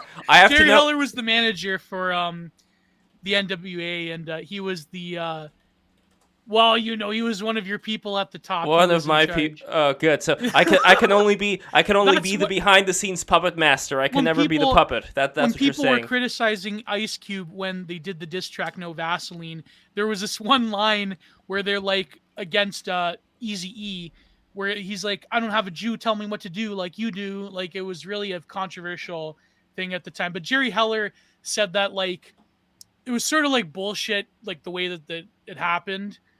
Like, I mean, there are certain elements within like the Afro-American music industry where it's very distrustful of not to get. Let me ask you a question, Gio. And during those times, why wasn't there more representation within the record industry of people more from, let's say, Ice Cube's ethnic background? How come they didn't operate within those particular spheres of the industry? It tended to be that when it came to the technical stuff, like the actual mixing of records, it was mostly controlled by us Italians. But when it came to, and of course the radio stations, because as people knew back in the day, they were paying the Italian mafia to basically lean on these radio stations. And a lot of the record people at the top, of course, were controlled largely by, Lev's compatriots. But there was, the problem is the exploitation in the music industry. I think it's very simplistic to say, oh, wow, those tiny hats, they're destroying the, black bodies and exploiting them. I think like there was a whole cycle of exploitation. Then later, when a lot of Afro-American music artists had a degree of autonomy and formed their own record companies, you still had this sort of like Janny, like young boy system where it's like you had to pay your dues and come up in the game. It's like nowadays this thing is sort of irrelevant because the music industry is like so terminally fucked up that you can't really point to like this person's at the top or this person's at the top. But yeah, us Italians had a role in the music industry making it what it is. So well, also the Swedes, if you're talking about that one Swedish DJ who made all the pop songs for like Britney Spears and so on and so forth. And don't forget the Blimp Man, what's his name? You know who I'm talking about, the Backstreet Boy uncle. Lou Pearlman. Yeah, good old Lou Pearlman. Rest in peace. R.I.P. I was listening to this story of this woman who was supposed to be an R&B singer who was signed by R. Kelly, and she was talking about how R. Kelly was abusing her and how I didn't know this, but apparently R. Kelly brought up Aliyah back in the day, and there was some sus cheese pizza stuff going on there. Yeah, that's really a tragedy. And of course, she died tragically in that plane crash. Yeah, but I mean, it's funny because Aliyah was considered like little girls' music back in the day. Wait, is it Aliyah or Aaliyah? I always thought it was Aaliyah. Aaliyah. But it's like infinitely superior to a lot of the pop music going on nowadays. Like, I hate to say. You remember that vampire movie she was in? That's why I love Aaliyah. Yeah, because of Queen of the Damned. Yeah. Because Jonathan Davis. What happened was Jonathan Davis created the soundtrack for Queen of the Damned, and he brought in all of his new metal friends around this sort of Ozfest tour at the time: Deftones, Static X, Disturbed, Orgy at the time. But what happened was the record company, they couldn't work out a deal, I think, with Universal. So Jonathan Davis had to sing all of the tracks in the film. He was actually the singer for Lestat. Then he would release it later. I personally like, for example, the song Slept So Long. I personally like the Jay Gordon version from Orgy rather than the Jonathan Davis version. Man, I'm really I can't believe this is just a nerd topic for me, talking about new metal now. Let's get on to geopolitics. Before geopolitics. No, but before the geopolitics, I also want to say somebody mentioned Blade, speaking of a vampires movie with black representation in them. Favorite. People make this point a lot, and I definitely agree, that back then, nobody really looked at something like Blade as being like this, like token black character playing it. Like, no, it was fucking Blade. Blade was cool. Yeah. Like, there wasn't the same sense of some kind of forcing something in, like with the Lord of the Rings, for example, forcing something in that has no historical bearing on the. Yeah. Yes. Yeah. Oh, what? So, yeah. Oh my god. Yeah, and again, it's Oh. not to say that there cannot be fantasy settings of this nature, but specifically if we're talking about the world that Tolkien created, there are specific descriptions of what these particular groups are, like the dwarves and the elves and so on. So it would go against the specific historicity of the text. Did you hear this Das Lev, what's up, Geo? Breaking your home leaves you assured into the darkness of night, brings up the redemptions. Oh, sorry, I'm looking at 718 TV. Did you see the recent the interview with Louis Theroux where he said it was easier when it was simpler when racists were swastikas and were powerless. Oh my god. Well, I don't know what's gonna happen tonight. I don't know. I mean, what's gonna happen with the knicker? Well, yeah, because the first episode of Louis Theroux's new documentary, where he's profiling the Groypers. I don't know who agreed to that one, but apparently there's quite spicy interaction with Louis and Beardson. Nick's head capo. Yes, Beardson. So we'll see what happens there. Who was? I think Beardson kicked Louis Theroux out of the apartment after it was something or other. Yeah. Yes. But anyway, back to Russia and Ukraine and all that. We've been all over the place over here. Oh, wait, is it Valentine's Day? Is today Valentine's? Tomorrow. Oh my God! Don't remind me. Oh God! Happy Valentine's Day, Gio. Happy Valentine's Day, Prudentialist. Sorry, guys. You're Lev, welcome. who are you going out with for Valentine's Day? I'm not saying another word. I'm not saying another. Listen, I keep my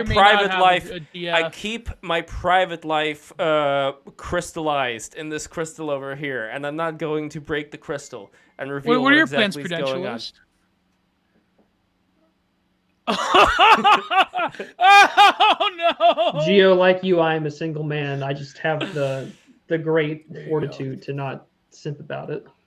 Yes. Well, yeah. If only I could come to New York, I could see a particular friend of mine who I'm very fond of.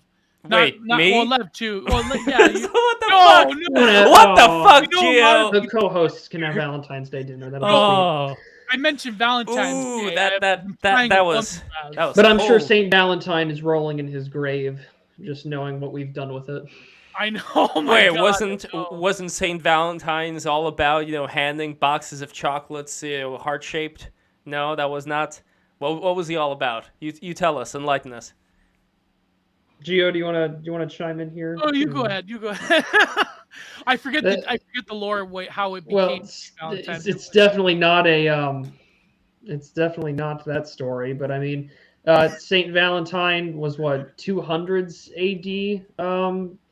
At least in the West, it's on the 14th. I think for us, he's July sometime. I don't remember the specific day, but he's the patron saint of epilepsy and beekeepers. From how I know. Right. Yeah, he died in 269, I believe. Rest in peace. R.I.P. Yeah, it is said that Saint Valentine was a priest who defied the emperor's orders. And secretly married couples in order to spare their husbands from war, primarily, of course, Christians.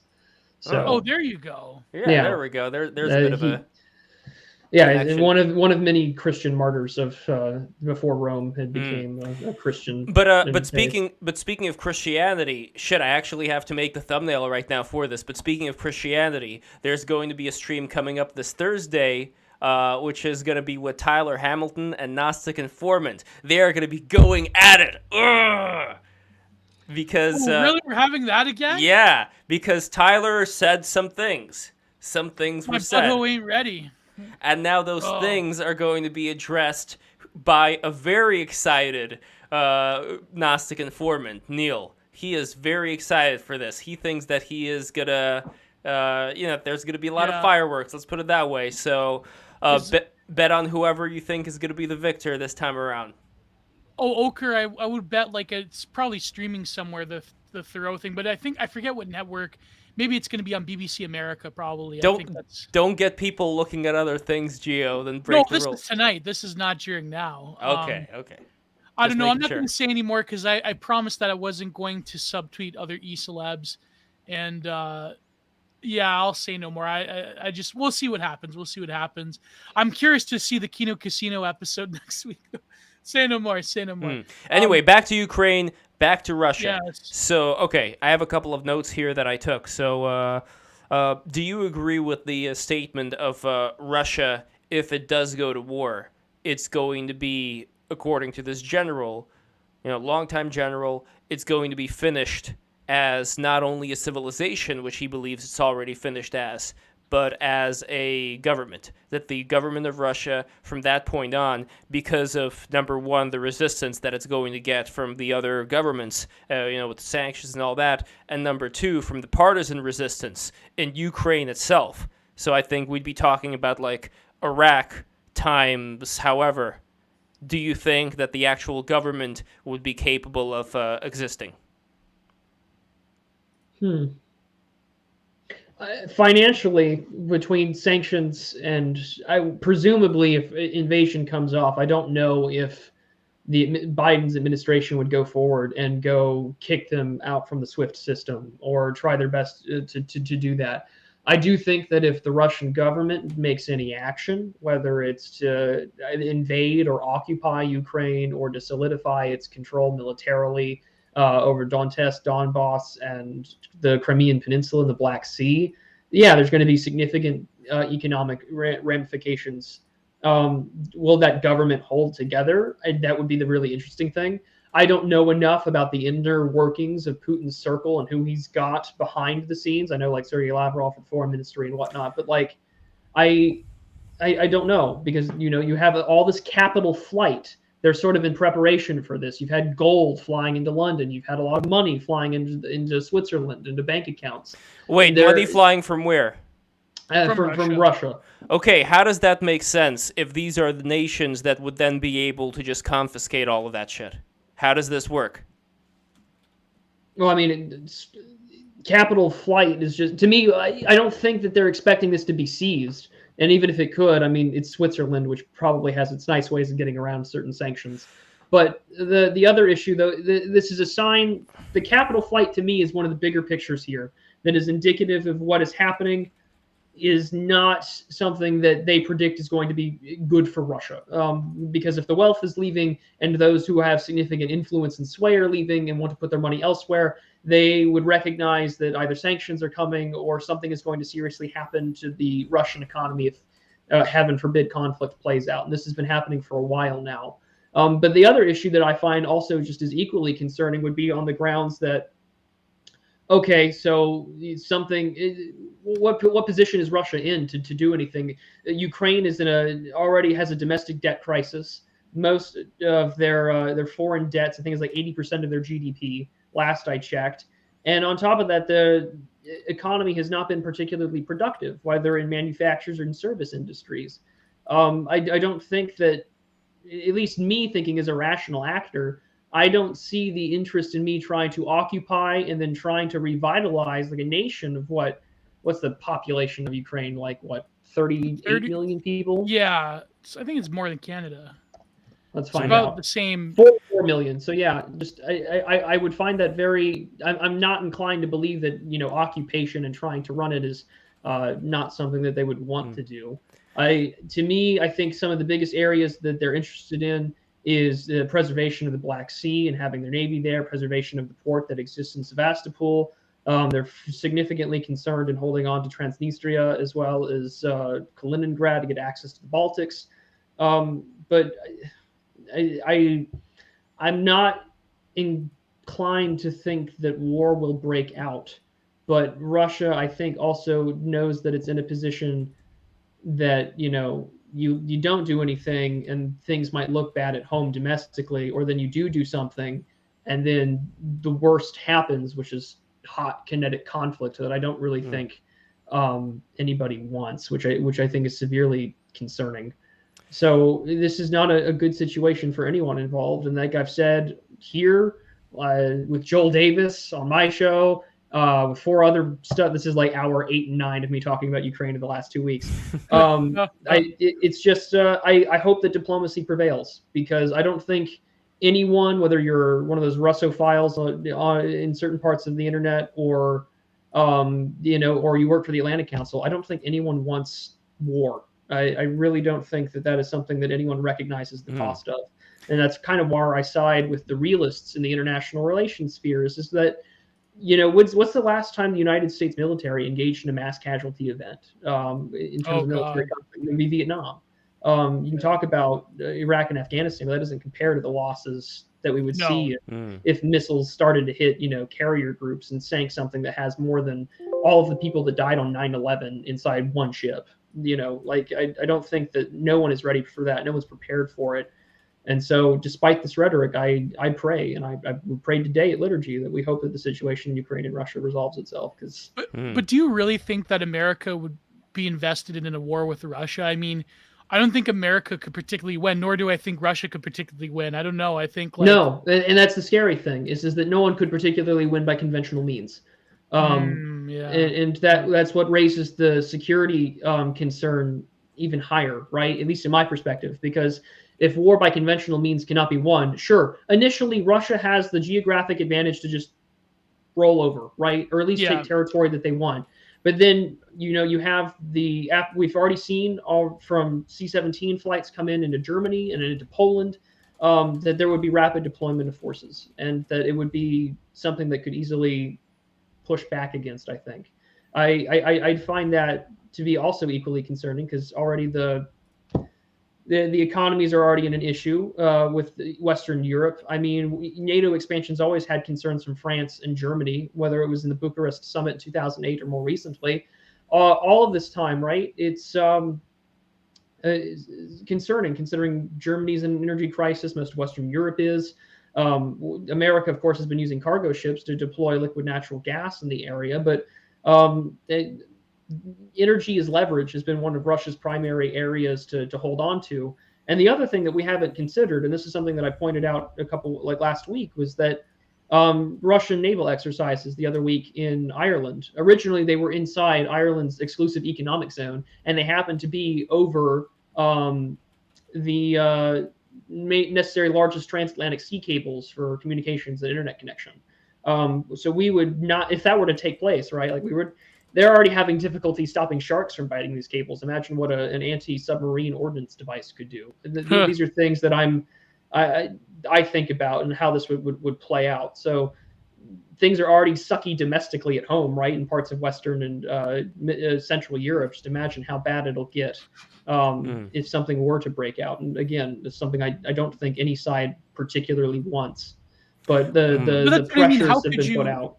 Well, how could you solve that issue, though, the energy shortages that are happening? Do you think that if worse comes to worse, the EU would go crazy and they'd be like, the Americans it would be like when Hitler tried to take the oil fields of Russia. I don't see any logical solution to there being a war that would really do anything apart from just devastate the human capital here and elsewhere. I mean, but Gio, I think a big problem that people have when analyzing somebody like Putin, and it does, I think, go specifically to Putin, the buck stops with Putin here, is that you're not going to have a rational actor most likely, and hopefully that doesn't mean that it's going to be war. Hopefully that means that there's still maybe some part inside of him that's going to see common sense. But there is this concern that Putin was somebody who was constantly, especially in later years, surrounded by ass-kissers who tell him what he wants to hear. And the person being in power for so long, that does something to a person. And I think that ends up changing their perception of reality so much that another thing that general said, by the way, is he thinks that Putin is at such a point that he'd be willing, although I don't know if it's that general or the other guy, but anyway, it is said that Putin is at such a point that he knows that Russia's doomed and he's going to take Russia out with him. Well, Glow in the Dark has a good point. Is Lev seriously going to try and argue that Putin is less rational actor than the U.S. State Department? Well, yeah, that's the U.S. State Department. I mean, look at the certain generals of here's the difference, Gio. But here's the difference. In fact, now we have hold on, Vlad is back, and Andrzej should be hello, and Andrzej should be joining us shortly. By the way, your camera is off right now, but you're not glowing, so that there we go. There we go. Yes, and How was the writing? Everything good there? Yeah. I just submitted my op-ed to the New York Post. I'm going to be in the New York Post tomorrow, as I was again today. Very Sweet. fun as a Brooklynite, as an almost native Brooklynite. I love being in the New York Post. I mean, we kind of share that in There you common go. in that I was from St. Petersburg and I emigrated to the United States, to New York, and to Brooklyn. So I was living in Brooklyn as well. Maybe we were living around the same time. What years were you in Brooklyn? 91 to 2008. Okay, I was 93 to 2021. So Okay. there we All go. right. Yeah. Wait, you live Recently, in Brooklyn, Lev? I lived in Brooklyn. Lived. No, I know, Lived. but like I thought you went to where all the other Russians go. What does it called? Brighton? That is Brooklyn. I mean, that's oh, a really? part. It's yeah. in Brooklyn? Oh, Yeah, I don't know It my exists. New York exists. geography. I'm from Brighton. I didn't always live there, but I did spend some of my youth there, and it's a crazy place.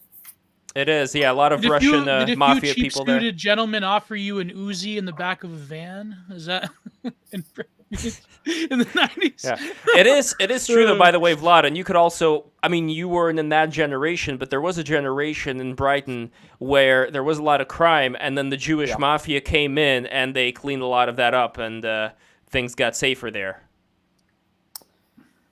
No comment. Really? Okay, it's fine. Didn't they have the get thing too? Remember? Yeah. Yeah. Now, Then they had to rely on us Italians to do some of that when they. I'm just saying cops that the cracked way things are going in Brooklyn right now, I don't know if a lot of you were aware of like all the violent offenses against Jewish people that's going on there in Brooklyn. Yeah. I'm well aware of the rolling pogroms that are going on against Orthodox Jews and Jews in general. Yeah. So all I'm problem. saying is that we got to bring the band back together. We got to get that Jewish mafia back in gear. You know. Uh-huh. Oh my God, Lev, what is do it you too- say?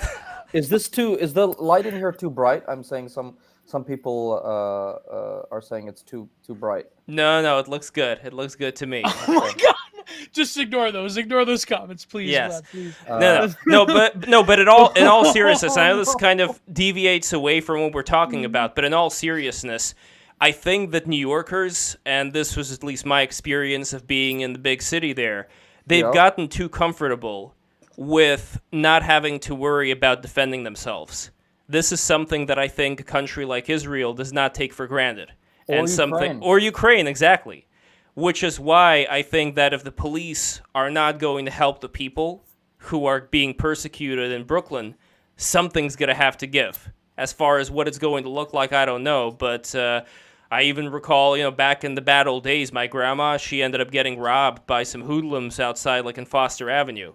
And my big concern is that at least the New Yorkers that I've been experiencing when I was living there, they don't care. They're like ostriches. They put their head in the ground. They don't want to think about it. And it does kind of tie in. I don't know where Prudentialist went here. He had to go with his family. He might come back later, but... okay. Yeah, he had, if you read the chat, yeah. Okay.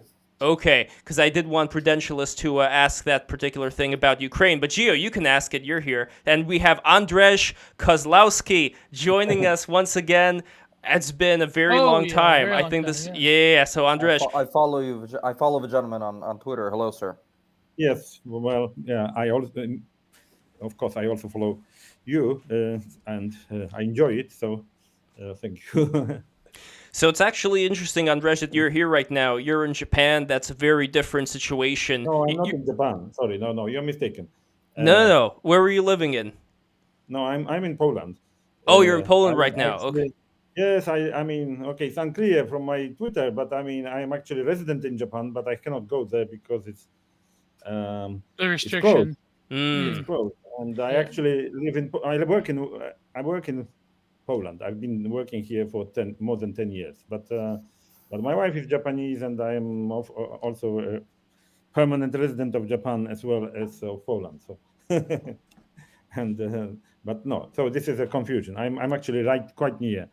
All right. Poland. Well, living in Poland, I think it applies even more the conversation here about defense, about having sovereignty while making sure that you don't go down the path of dictatorship.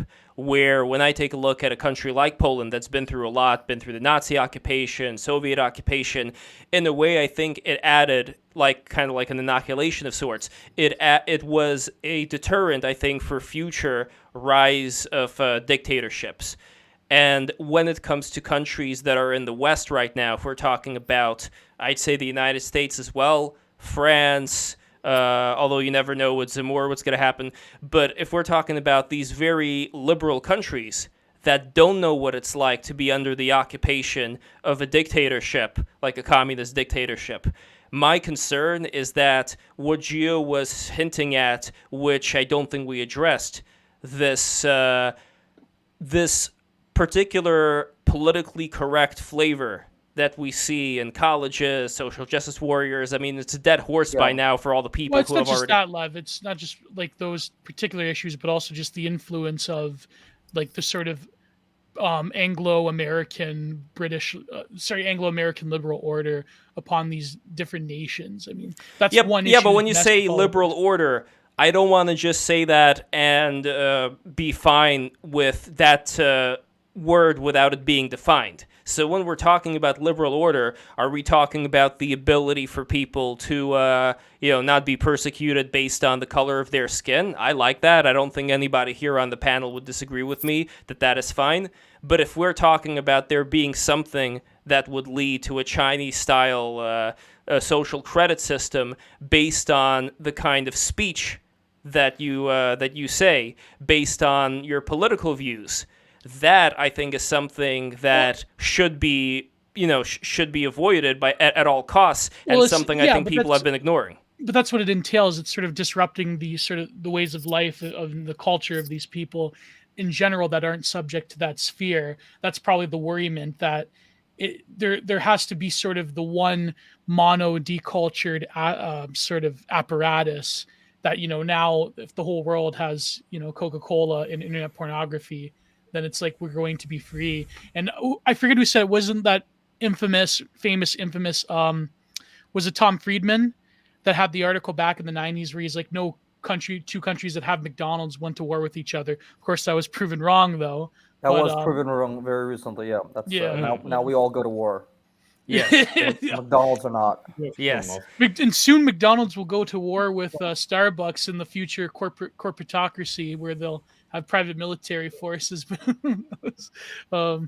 Yeah. But but when we say liberal world order, what we are talking about is the post-Cold War consensus, where America basically rules the waves, and America and the American fleet and 12 aircraft carriers make the world safe for shipping, and where, at least in Western Europe, Canada, Japan, Mexico, some other Western countries do not go to war with each other, and they try to advance some sort of consensus about human rights and property ownership and liberal rights and civic rights and human rights. That's what we're talking about, the liberal order. Some people say that is just code for American world domination after the Cold War, and there's a good argument that is true, but there's also a good counter argument to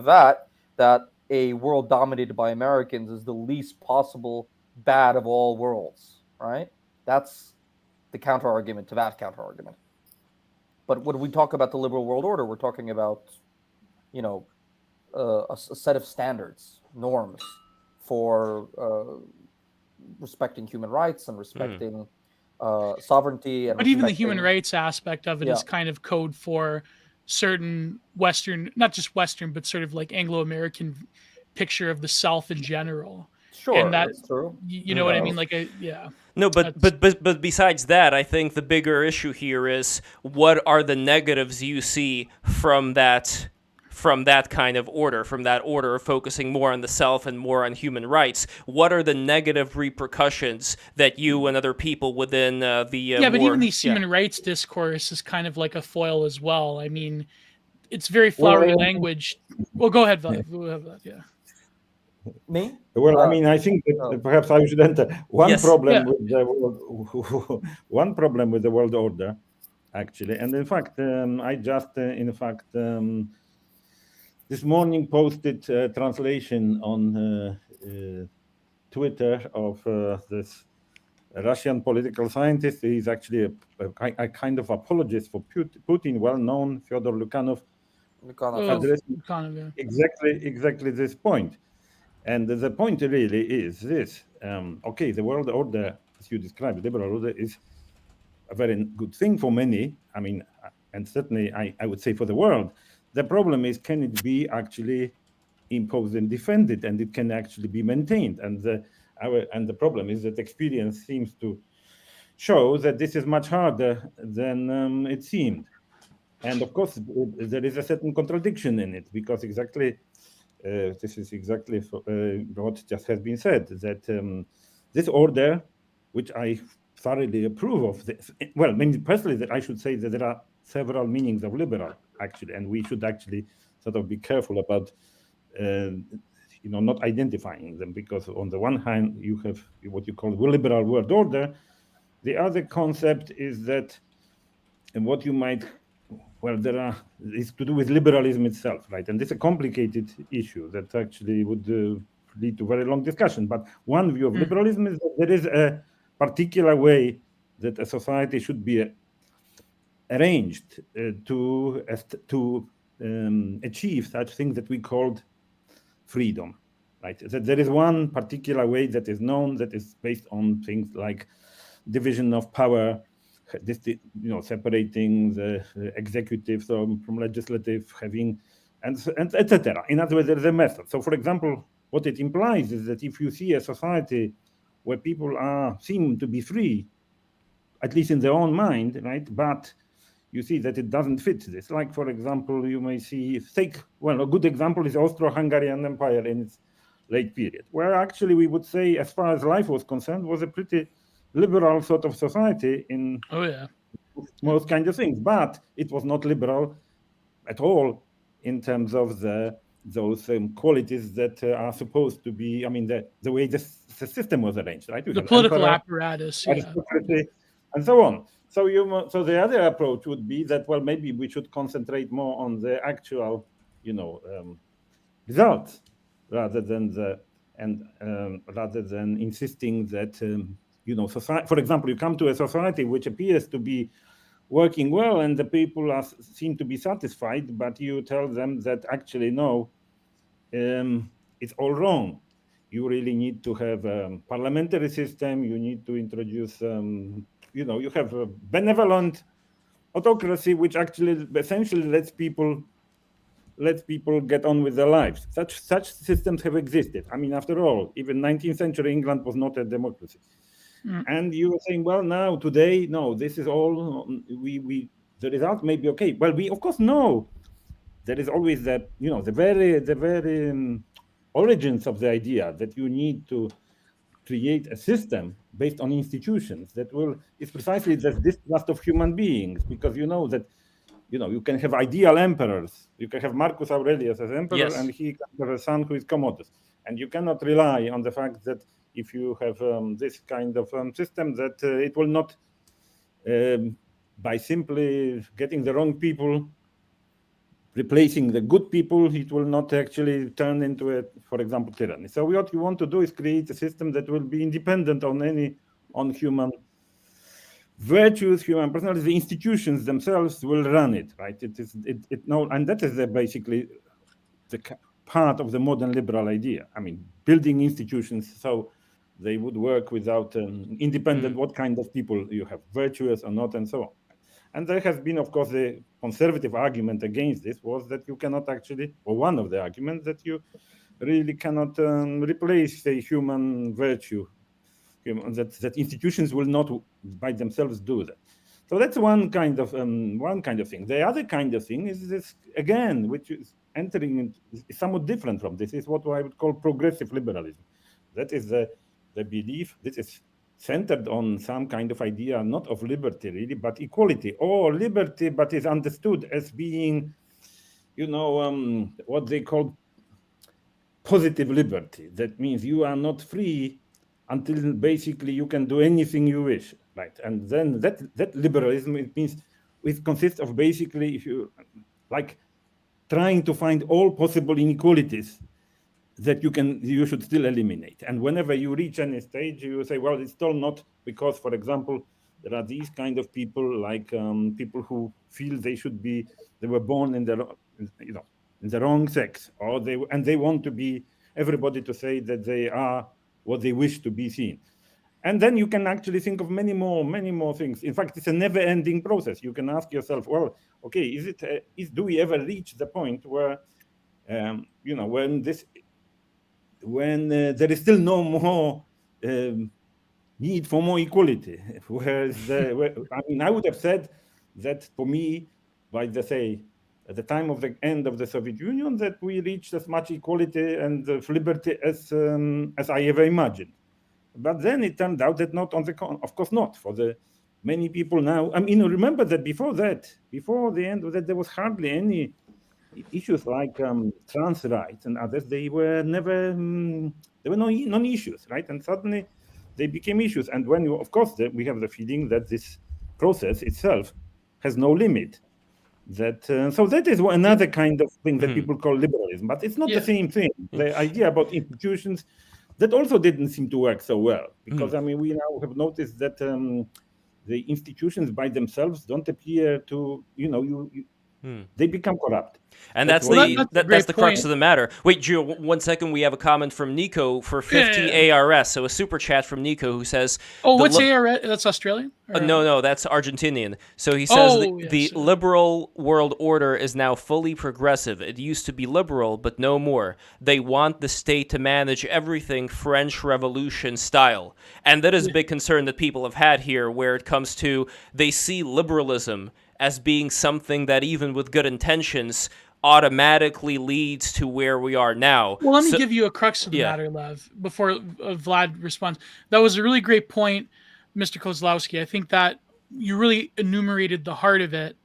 I think the contention is that people are starting to see is that both forms of liberalism, both economic liberalism and progressive liberalism, they are being used in tandem to sort of instantiate these sort of, let's call it, the lead of American or North American capital to just basically invade the world through sort of eroding the traditional structures of power within these nations. I know this is a very, in some ways, 90s left liberal Naomi Klein point about the shock doctrine, but I think it's more or less, in parts of it, are true in the sense that giving people economic liberalism and progressive liberalism will sort of let the sort of sharks of, Anglo-American capital to come in and basically eviscerate these countries and put in all sorts of, liberalization schemes, both socially and economically. I think that's what the biggest concern is that this really is just a foil for invading these countries by other means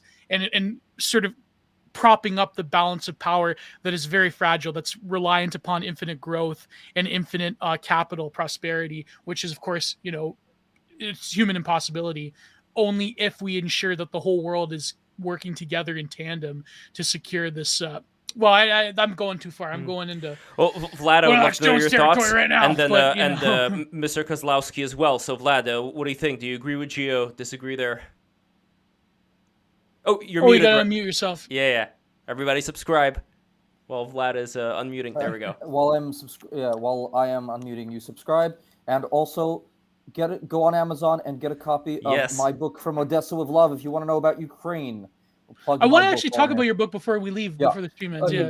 I would love to talk about my book, and I'd love to get back to the Ukrainian political situation. I have tremendous respect for Mr. Kozlowski and his worldview and his critique of liberalism and his critique of the limits of liberalism and the place where liberalism turns into progressivism, and the Hazani argument about the creeping of liberalism into other kinds of political ontologies. I myself have a master's degree in human rights law.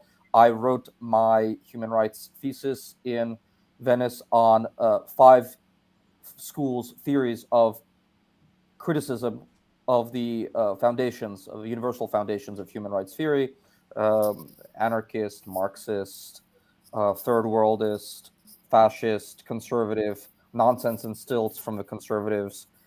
There are numerous, 5 main schools of thought criticism against the human rights consensus and the universalism of foundationalism of the human rights consensus. So I have some sympathy for the Marxist and the conservative and the anarchist, but not the fascist or the third worldist critiques of the universality of human rights. But when I said liberal world order, I was actually making very, very bare and very, very constrained arguments about security arrangements. Dr. Kozlowski, Mr. Kozlowski, he's entirely correct about critique of progressivism and of the decay of institutions and all that. Those are very legitimate conversations to have, and progressivism is a problem because of its internal metaphysical vector.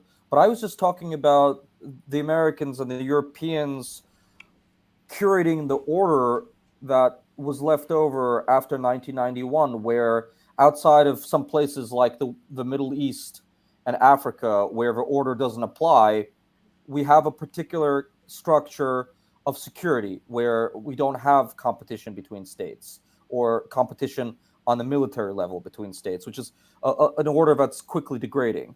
I'm just talking about protecting America, Canada, Japan, Mexico, Europe up to the Ukrainian-Polish border and up to the Portuguese border on the other side from the vicissitude of history, as in keeping Europe from being a killing zone. That's what I was talking about. Does that make sense, sir?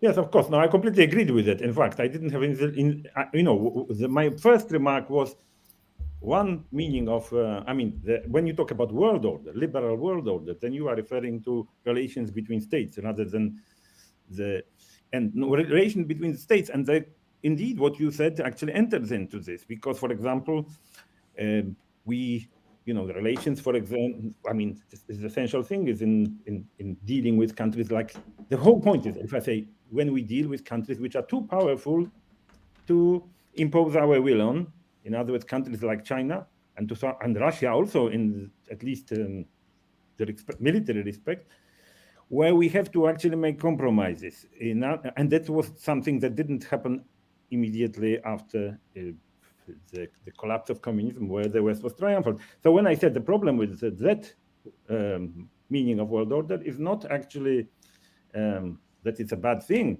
The question is, how do we actually impose it, or how do we get it in the presence of China, for example, when we are actually facing now with a power that is actually beginning to match America. And then we have the rogue revanchist Russia, which also has nuclear weapons and now learned how to actually, and it's beginning to show that, in fact, this kind of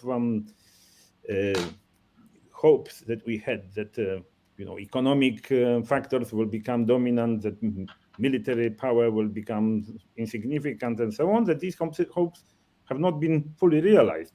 And I completely agree 100% that the advantage, the superiority of the West, the reason why we had this liberal order, which I 100% support, and I'm actually don't quite agree with the fact that the United States, that it serves for American capitalists to exploit countries. For example, I don't think Poland was actually in any way, I can easily see, is in any sense a target of any kind of thing that was mentioned.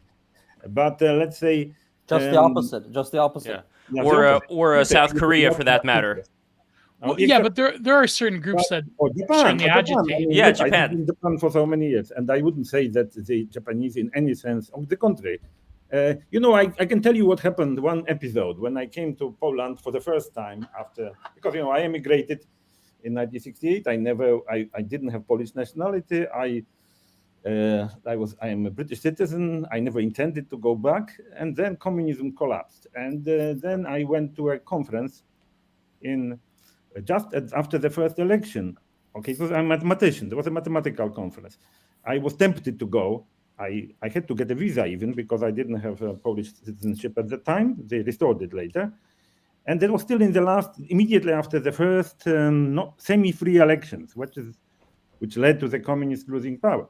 And we had this mathematics conference, and then after that, everybody was so excited about politics. They invited some Polish solidarity figures and so on, and then people asked questions, and one of the people who was our very famous mathematician, who was, by the way, I mean, if I mention who, then it will be easy to identify if I mention more who it was. But I could say, well, he is the grandson of the former head of the American Communist Party, and a very famous mathematician. And then he asked that question. He said to the Polish, I know who it is, but keep talking, sir. And then he said, his question was like this, or not actually. He said, what will happen here is that the American capital will buy, or foreign capital, not American, sorry, not foreign capital. Foreign capital will buy out everything of value here in your country, just like the Japanese and the Germans have done in the United States. Well, that was the atmosphere at the time, just like according to this version, and that is the United States was controlled by Japanese and German capital, and we don't own anything. Well, all the boomers switched to hating the Chinese instead of the Japanese after that World War II. Yes. So I mean, I'm curious. Oh, sir, go ahead. No, so I meant that.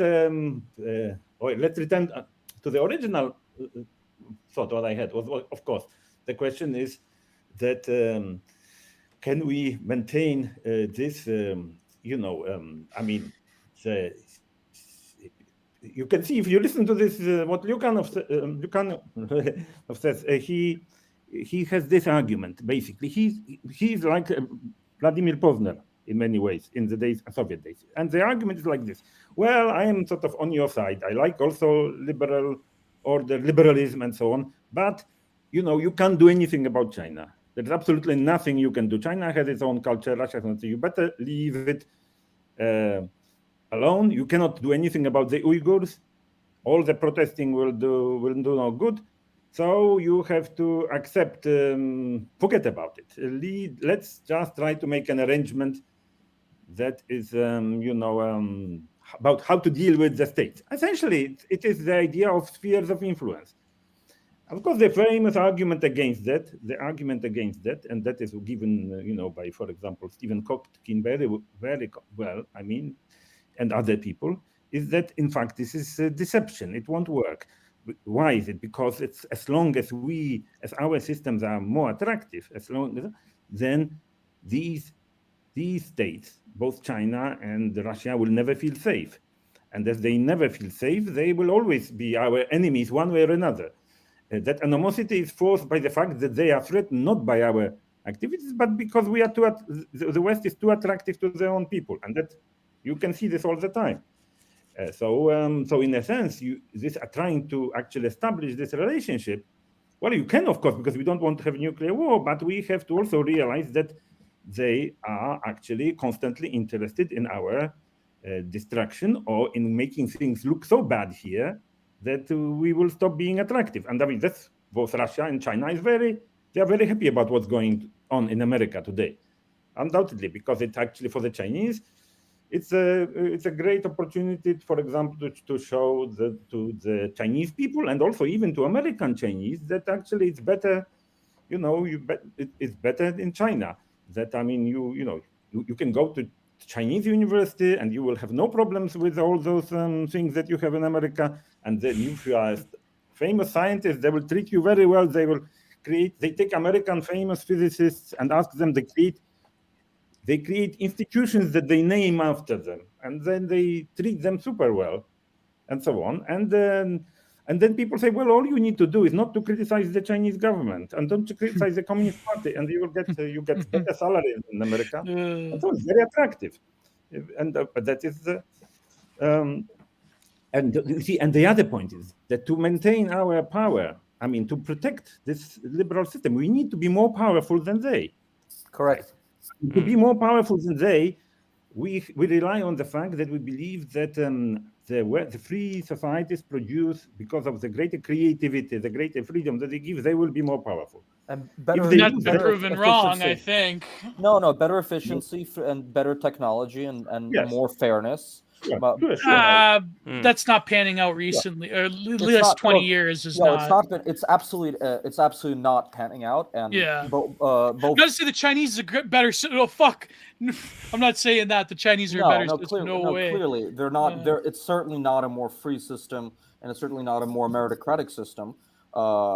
Clearly not. I mean, meritocracy is the way to become rich and the way to become. And they have huge powerful. inefficiencies that people don't talk about as well. Yeah. Correct. But I think the big question here is the kind of system that the United States and the West under right now, as far as the potential fears of us having a Chinese-style social credit system and all this indoctrination, is that, do you think, Mr. Kozlowski and Vlad, is that a inevitability of having the kind of liberal system that allows for as much comfort, that allows for as much freedom for those really bad ideas to start fomenting? Or is there a way out? Is there a way that we could find good balance here? I think it's interesting, though, like Mr. Kozlowski has experienced, I think, such a huge and monumental arc of history. Like Poland, in a lot of ways, was like that center of activity for experiencing Soviet history and the end of Soviet history, and going from America to Japan to Poland. I think that's quite fascinating. But I think nowadays the situation we find ourselves in is in some ways unique, but in some ways, I mean, old hat. I mean, this is sort of the politics of nations have been around for like a few hundred years. And so I don't know. I think that, like, it's someone in the chat said, well, debating this is fine, but it's ultimately a waste of time because what are we going to do about it? I mean, no, this is why I asked the question right before you I replied. But to cap that, I wanted to ask Vladimir about the critiques of human rights from his master's thesis. When I did my politics MA, I was talking about Michel Foucault and things of that nature.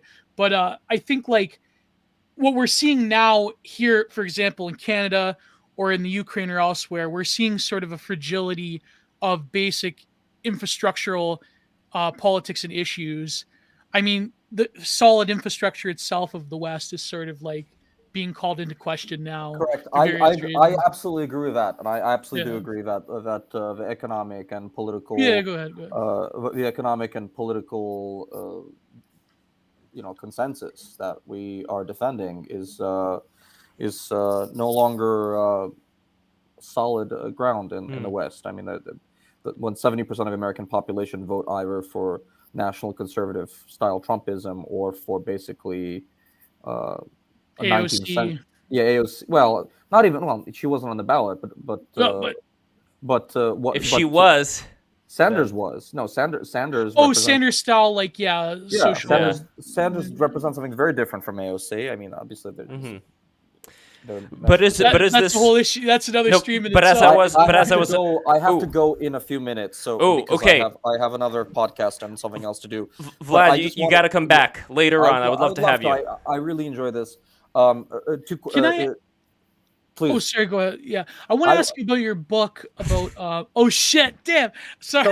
So many things to talk about. Yes. I want to ask you about your book from Odessa with Love. A literary criticism perspective. Sure. Is there a uniqueness to a lot of Ukrainian folklore as opposed to sort of the greater Russian sort of like Russphere? And do you feel that the sort of was there a revival of traditional folklore and storytelling in Ukraine after the Soviet Union, after the sort of like monoculture of this like very atheistic and imposing Soviet order? Is that the thesis of your book, specifically in Odessa? Because Odessa was really like a heart of literature and art. There's a lot of there's a lot to unpack there. First of all, when Ukraine voted to leave the Soviet Union and every region of Ukraine voted for independence from Moscow, that was something that did not dissolve fully the Soviet Empire mentality, and the work of decommunization and the work of creating independent national institutions, whatever that might be, whatever direction the Ukrainian state or Ukrainian people wanted to evolve in. That was not done for 25 years. So basically, they replaced the state with another state. They replaced the symbols of Ukraine, of the Soviet Socialist Ukrainian Republic, with nationalist symbols, and they changed one flag to another, and they changed one national anthem to another. But basically, they were not living in a different country. They were not living in a different mentality. They were living in a different political economy, slowly, and they did change political economic system, but they didn't change psychological structures. They didn't change cultural structures. They didn't change a lot. They didn't have very serious conversations about what the ideology of a state is, what the culture of a state is, what the point of a country is, how they're going to live with other people, how they're going to live with each other, how they're going to live with the West, how they're going to live with their own culture, how they're going to live with their future, how they're going to live with the past. What does it mean that we did these things in 1917, 1918, 1919 during the first Ukrainian Republic? What did our ancestors do between 1933? What is the Holodomor? What does it mean that Bandera Shukhevich killed a lot of Polish and Jewish people? What is our relationship to Russia? What is our relationship to the Soviet Union? What is our relationship to colonization? What is our relationship to the future? Those conversations did not take place until the Maidan. And they start to take place around 2014, 2015, as the country starts to find its own footing. That's what my book's about. Interesting. So those are conversations the Polish had, as Mr. Kozlowski will understand. And those are natural conversations that the Polish had between themselves.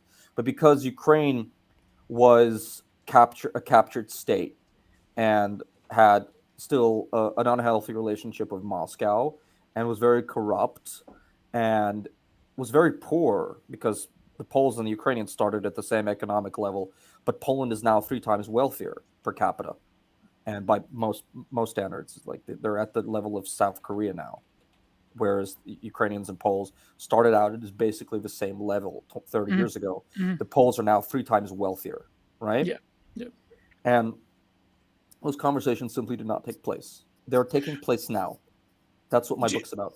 Do you think that because Poland had more of a cultural solidarity and certainly religious solidarity with the Catholic Church, that they managed to sort of crawl out of that post-Soviet structure? Now, for example, I'm more like... I mean, very important fact. Sorry, I should interrupt. You shouldn't. Oh, go ahead. They are very different situations, because most of Poland was not part of the Soviet Union. That's right. It was like a very big difference. Yeah. It's not. No, it's That's not right. the same thing. It's not the same thing. Communism was there for a shorter period.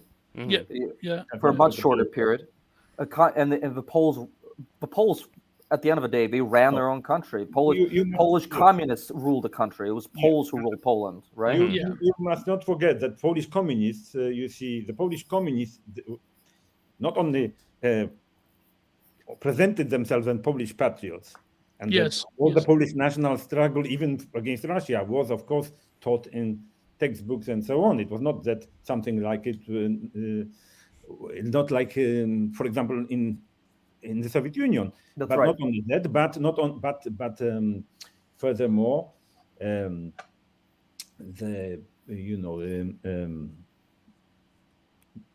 what was I going to say? I mean that. So yeah, okay. So I mean, basically, the communists claimed to be doing the best for Poland. The best for Poland. They actually use the way they criticized. And not Moscow. They didn't even call themselves communists. Yeah, that's right. Communist Party avoided this name. It shows deliberately. It actually, Poland even had pseudo non-communist parties. They were puppet parties of the communists, but they were maintained in order. And in fact, they played an important role. It's a kind of irony of history, but it always happens. They played an important role in the transition from communism. But it's complicated. I think it's important. I think it's very important that the Polish communists ran Poland ostensibly in the best interests of the Polish people. Yes. Which that was not the case with Ukrainians. The Ukrainian nation state. Yeah, I mean, Andrei, you and I don't disagree on this at all, right? But was the Ukrainian leadership specifically just a puppet of Moscow at that time, or was it something like you said it was a Half and half. conquered It nation? was a mixed Remember system. they- It was a mixed system. Yes, Mhm, mhm. It because was, they it was were. Ukrainian communists who ran Ukraine, but they ran it with not the. I mean, they repressed Ukrainian nationalism and Ukrainian culture, even as they Yes. were ethnic Ukrainians. Mm. Simonenko, Ukrainian. He's ethnic Ukrainian as the day is long, but he was not running the country in favor of Ukrainian nationalism. After all, even Khrushchev was called Ukrainian. You see, so, Yeah. I mean, Yeah. Yeah, lots of the Communist Party apparatus in Moscow were ethnic Ukrainians, but they weren't running the Communist Party apparatus in Moscow for the greater good of the Ukrainian nation. Certainly Yeah. not. Oh yeah. Just like Well, I- Stalin wasn't running for the greater good of Georgia, as far as I Oh well, understand. that's well. Correct. I'm an artist, a painter, and I know about the history of the visual art at the time and how Soviet realism certainly infiltrated a lot of the consciousness of these peoples in Ukraine and so forth. But literarily, I think that's very interesting about how you're tying in the sort of the literature and the folklore of Ukraine at the time. It's very, very fascinating. Thank you so stuff. much. Thank you so much. Yeah. And I also know, Vlad, that before you have to go, we have a do have to comment go. from Oscar Toe talking Please. about Pushkin. I just happen to have over here, this was smuggled from Russia. I don't know if you can see It's beautiful. the title over here. It's beautiful. So, Pushkin, yeah. and this is volume 10 over here, and I have the entire volume set behind Oh. me. So this is a real treasure over here, the work That's of Pushkin. wonderful. Is it in Russian or English? Yes, full Russian. This is Oh. right from the. What is Oscar Toe's question? I'd love to answer that. Yes, he was. Let's see. Well, he said, "Does well, it was a question for Mr. Kozlowski, which we can answer after Yeah, you once, have to because go. I know you have to go. But I'm very but I yeah. want to promote your book once again. Everybody, please get it. I'm going to post a link to From Odessa with Love: Political and Literary Essays in a Post-Soviet Ukraine. So I'm posting it in the chat right now. For all you peanut gallery people in the chat, take it, buy it, and please, Vladislav, you're muted right now. You got to mute yourself. I'm really grateful that you guys are so interested in my work. I'm grateful that some of you maybe will buy the book and will read it. I'm grateful that there's so much interest in Ukraine in this difficult time here. I'm hoping, follow me on Twitter. I'm on Twitter a lot, too much, some of my employers say. Posted the Twitter link right there. That's great. Yeah, it's a difficult situation here. I hope there will be no wars tomorrow. We'll see what happens. Thank you for having me on. Get my book, Slava Ukraini. Thank you so much. Liberal world order minus progressivism, right? Yes. Очень приятно. Thank you. Большое спасибо. Всего доброго. Всего Please доброго. come again. We have many things to talk. Let's do Yes. it. Bye-bye. Bye-bye. So I want to get back to the question hold on, let me once again correct the screen because this always happens. But I want to get back to the question to Mr. Kozlowski, which was asked by Oscar Toe, whether you are also an admirer of Alexander Pushkin's work. Well, yes, actually, I could show you my I also have Pushkin in Russian, because I read Russian poetry also in Russian, and so I actually have books which I in Russian, Pushkin's works, also all Tolstoy and Dostoevsky and lots of other things which I bought in actually England after immigrating in a bookstore in Oxford. The interesting thing is that there was one of these books was all of them were published in the Soviet Union. I bought then. I started, I actually learned Russian very, very early in my childhood for reasons which are rather funny, and I don't want to now talk about it, but it's not very usual for Polish for Poles.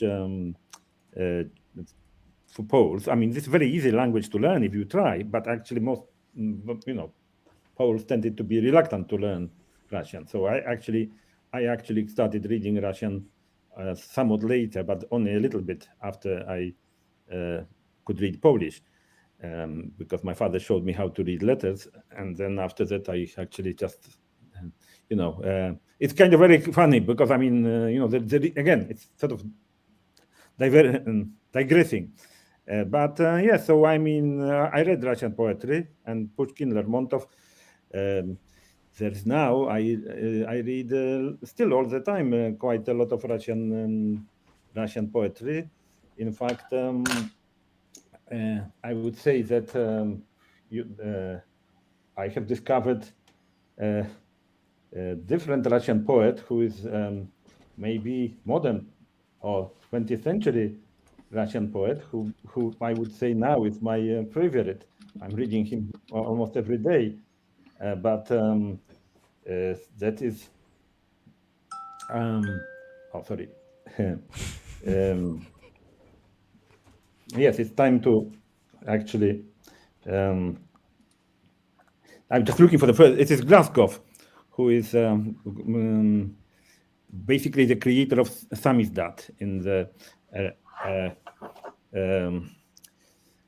poet of the modern poet, of course, the poet who was never published in the Soviet Union practically. Nikolai Glasgow. Yes. Glasgow, I suppose. I'm not completely sure. I will stress because yes. But yes, exactly. Samizdat is the dissident activity across the socialist Eastern Bloc in which individuals reproduce censored and underground makeshift publications. My mom was doing that, by the way. My mom was one of the people who was transferring the works of people like Nabokov, for example, and so on and so forth. And she ended up getting arrested for that. Yes, of course, yes. Yeah. See, this is what we had to, Gio, this is what people had to deal with back then when it came to, we're going to deal with it soon enough. But that does go back to the big question which we were asking earlier, Mr. Kozlowski. Do you think that liberalism in terms of the kind of creature comforts and freedoms that we enjoy, do you think that inevitably leads to the kind of culture where we have this political correctness and this the fear that the political correctness will lead to speech being banned and not able to express your political opinion, and slowly the frog ends up being boiled? Or do you think that is an exaggeration and it could go a different way? Well, you see, this is a well-known thesis that is what this is. I myself would say, well, the question is what actually it amounts to is a question that, or the claim that there is something fundamentally contradictory in the liberal idea, that in fact it actually leads by itself, by its nature, to denying itself. That it is whether that is so and whether it is inevitable. I don't think this is. There is some kind of you can say logical problem, and I think there is more than one problem, because there are things. One problem is this thing that in fact we, in principle, these ideas lack some kind of. This is what I was saying. They lack for example, progressivism in itself. We see it as something that is very attractive, because we can see it comes from the very first feeling that there is injustice in the world and that injustice could be corrected. But then we find that actually that there is no such kind of given criteria without, of course, so religions offer you that. Religions tell you such things. But without religions, you find yourself that there is no definite criteria what is unjust. You can actually find new and new things that you begin to see as such. And in the end, you might say, well, unless men are made completely, identical in all respects, there will be always injustice. For example, being more able, being more beautiful, being more attractive, right? All those things are unjust. You should, and there is the question how this started and why it is why such a thing has been going on, because we can trace it to back in history. Alexis de Tocqueville was very much kind of awed by this, because he believed that he saw that from some point on, human history was just taken over by this idea that man must be made more equal, and that this idea just is not stopping. That he thought that the next step, at first you remove the distinctions from birth, right? I mean, the people were born as nobles and so on. The next thing comes to property. You must make them equal in property, and then it will continue. right? And then people indeed start saying, well, why should there be difference between men and women? And then, of course, why should there be, and so on? I mean, talent, for example, why it is unfair, right? And it goes on like that. And we don't have any kind of place where we say, well, it must stop. The second problem is connected with that, because it's connected with the first thing. That was the thing that these liberal societies also have enemies, that there are these predator states, dictatorships usually, and the only reason why any kind of liberalism survives is because of this amazing thing, which is still we don't understand. It is again necessary, or it was just an accident, that liberalism was stronger, that with the creation of science and technology it became more powerful than the Nazis, more powerful than the Soviets, and so on, that it was able. And then everybody started saying, and the communists too, that actually, what was attractive about market economies, that they produce power, nothing else. That was what they wanted. They noticed that actually America, with all its chaotic system, which appears to make no sense, it's actually more powerful. It creates all this technology, weapons, and everything else. And they wanted that without having any of the rest. Right? And that's a great point. And we never knew from the beginning, when the Soviet Union collapsed, there was the question: is China, for example, going to be able to do what obviously they wanted, to borrow that part from that, say, liberal system, which makes you stronger, but not not the rest. Right? No, for example, could you that you need to give some freedom to those, for example, who engage in some kind of creative activity. You need to give freedom to the scientists and so on. But on the other hand, you don't want to give any freedom to everybody else. And it's either the scientists or the subversives in society that get freedom, not you. One of the problems they have, of course, is their own children. That's always been the problem with the communists, that the Communist Party had created a system, unlike the old aristocracy, where it was recruiting people. But naturally, they attempted, like all human beings, to try to make assure the best life for their own children. That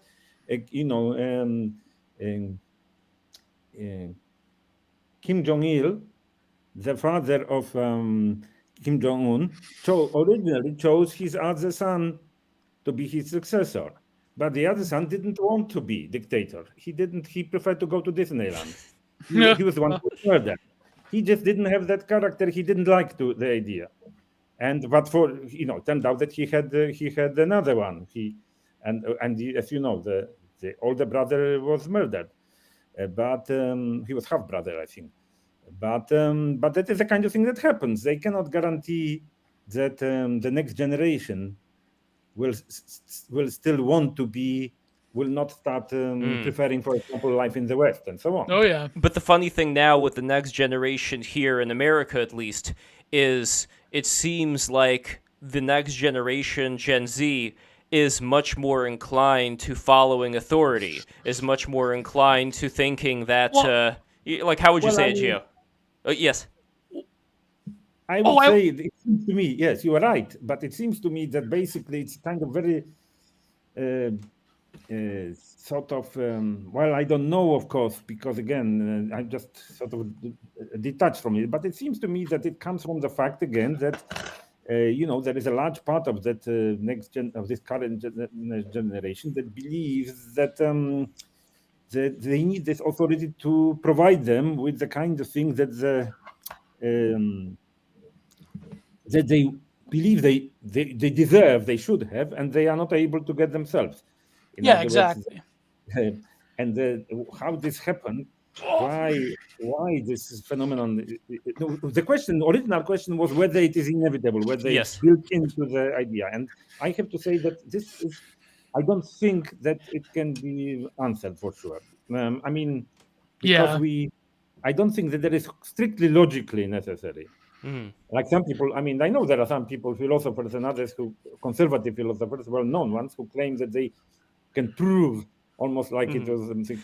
that Well, this is like true. like Nietzsche talking about the last man, for instance, or talking about the need for Yeah. war, Yeah, where you for don't have example, war, people end up getting soft. Well, that's a you know what I great mean? point. When you look at the structure of liberalism, um, when you bring up that point about technology, that's a very a lot of reactionary writers would talk about how technology masks the sort of contradictions of liberalism, and how material progress is a great soma, is a great blocking off of the actual spiritual damage that the liberal system is doing to people nowadays. And I think that when it comes to the inevitability of its or rather the inevitability of its omnipotence and why it's so attractive, there are cracks and fissures, but there are certain people I mean, this is like Mark Fisher capitalist realism, that like, people can imagine the sun exploding before liberalism and capitalism disappear. I don't know if that's necessarily true. I think that inevitably there probably will be a mutation of them, but there also, I think, will be a counteraction against them. And they really don't have, I think, not nearly as much sway as they did in 1999. Like in 2022, I think is kind of like, there's more of a willingness to call into question the liberal order now than there was in 2001. I mean, but that being said, I think that, well, where are we going with this, Lev? No, about Well, I want to figure out if there's a way out, if there's a way that we can preserve some sanity in a world that seems to be going more insane. Well, the problem is that, like I'm saying recently in this thing about the convoy, this article, is that you're starting to see like global liberalism is molding itself into accommodating a biosecurity state, which you would think logically would dictate an end to globalization as we know it, right? Especially the traveling of peoples. But we haven't seen that. We're seeing rather. Well, actually, let me push back, Mr. Kozlowski. I'm curious. When it comes to, I don't know if you were following France. I heard different things where now, when you go to Paris, you're not seeing all the immigrants there. You're not seeing the slums that used to be all around the capital. Where some countries are using the current pandemic situation almost like an excuse not to verbally say we're going to kick out and, remove, all the migrants, but doing that behind the scenes so that they don't get called bigots and racists, but so that process is done. I don't know if that's, in fact, what happened, but I'm curious if you were looking into that. Well, I mean, in some sense, it would be the kind of thing that I always expected to happen. This particular thing I was not aware of. I mean, or rather, never hasn't occurred to me, and I haven't heard about it. But it sounds very, very much in line with other things that have been happening like this. I mean, the fact is that there are various if you read the even very liberal writers about this, some of them who are still committed to, for example, more immigration for reasons which are sometimes economic, sometimes just cultural and so on. But they say nowadays that we have to slow down, we have to stop, because if we don't, this is going to get the whole thing into trouble. Let's say the far right will eventually start winning elections. And then when this happens, then there is going to be, it's actually going to be certain fundamental, even sort of thing that we take for granted may start being disregarded. For example, the very fact that once you inherit your citizenship from your parents, you are already safe. It cannot be taken away. Well, it's not impossible to imagine that in the future it could be declared you need two generations of, for example, native ancestors, so-called, to, for example, be considered full citizen. This would be completely unthinkable today, but it's not completely unthinkable in the future. So it starts with, for example, deporting people who don't have citizenship, criminals, and so on. This is what Denmark has started doing, and for example, which has a social democratic government, but and then the next step may be to consider people. For example, when I became naturalized British citizen, I don't know whether it's still true, probably it is. When you sign you take your oath of allegiance, there is a clause which says the Home Secretary can deprive you of your right of naturalization under certain circumstances, right? And it is stated. So you don't have that guarantee. Now, traditionally, once you are already second generation, you are okay. But of course, I think this is not 100% guaranteed that this will remain. I mean, the fact is that I would say I don't think there is any historical case where any kind of people, nation, what considered itself a nation, committed a suicide. And I think that this instinct of self-preservation will at some point start becoming, playing a very big role. I mean, what happens is that, so I would say that there is, that is being realized even by the, people who, like I said, Denmark, it's actually left-wing government, that has been one of the most forceful in this. So that is I mean, it will be one of the ways that it will happen, I think.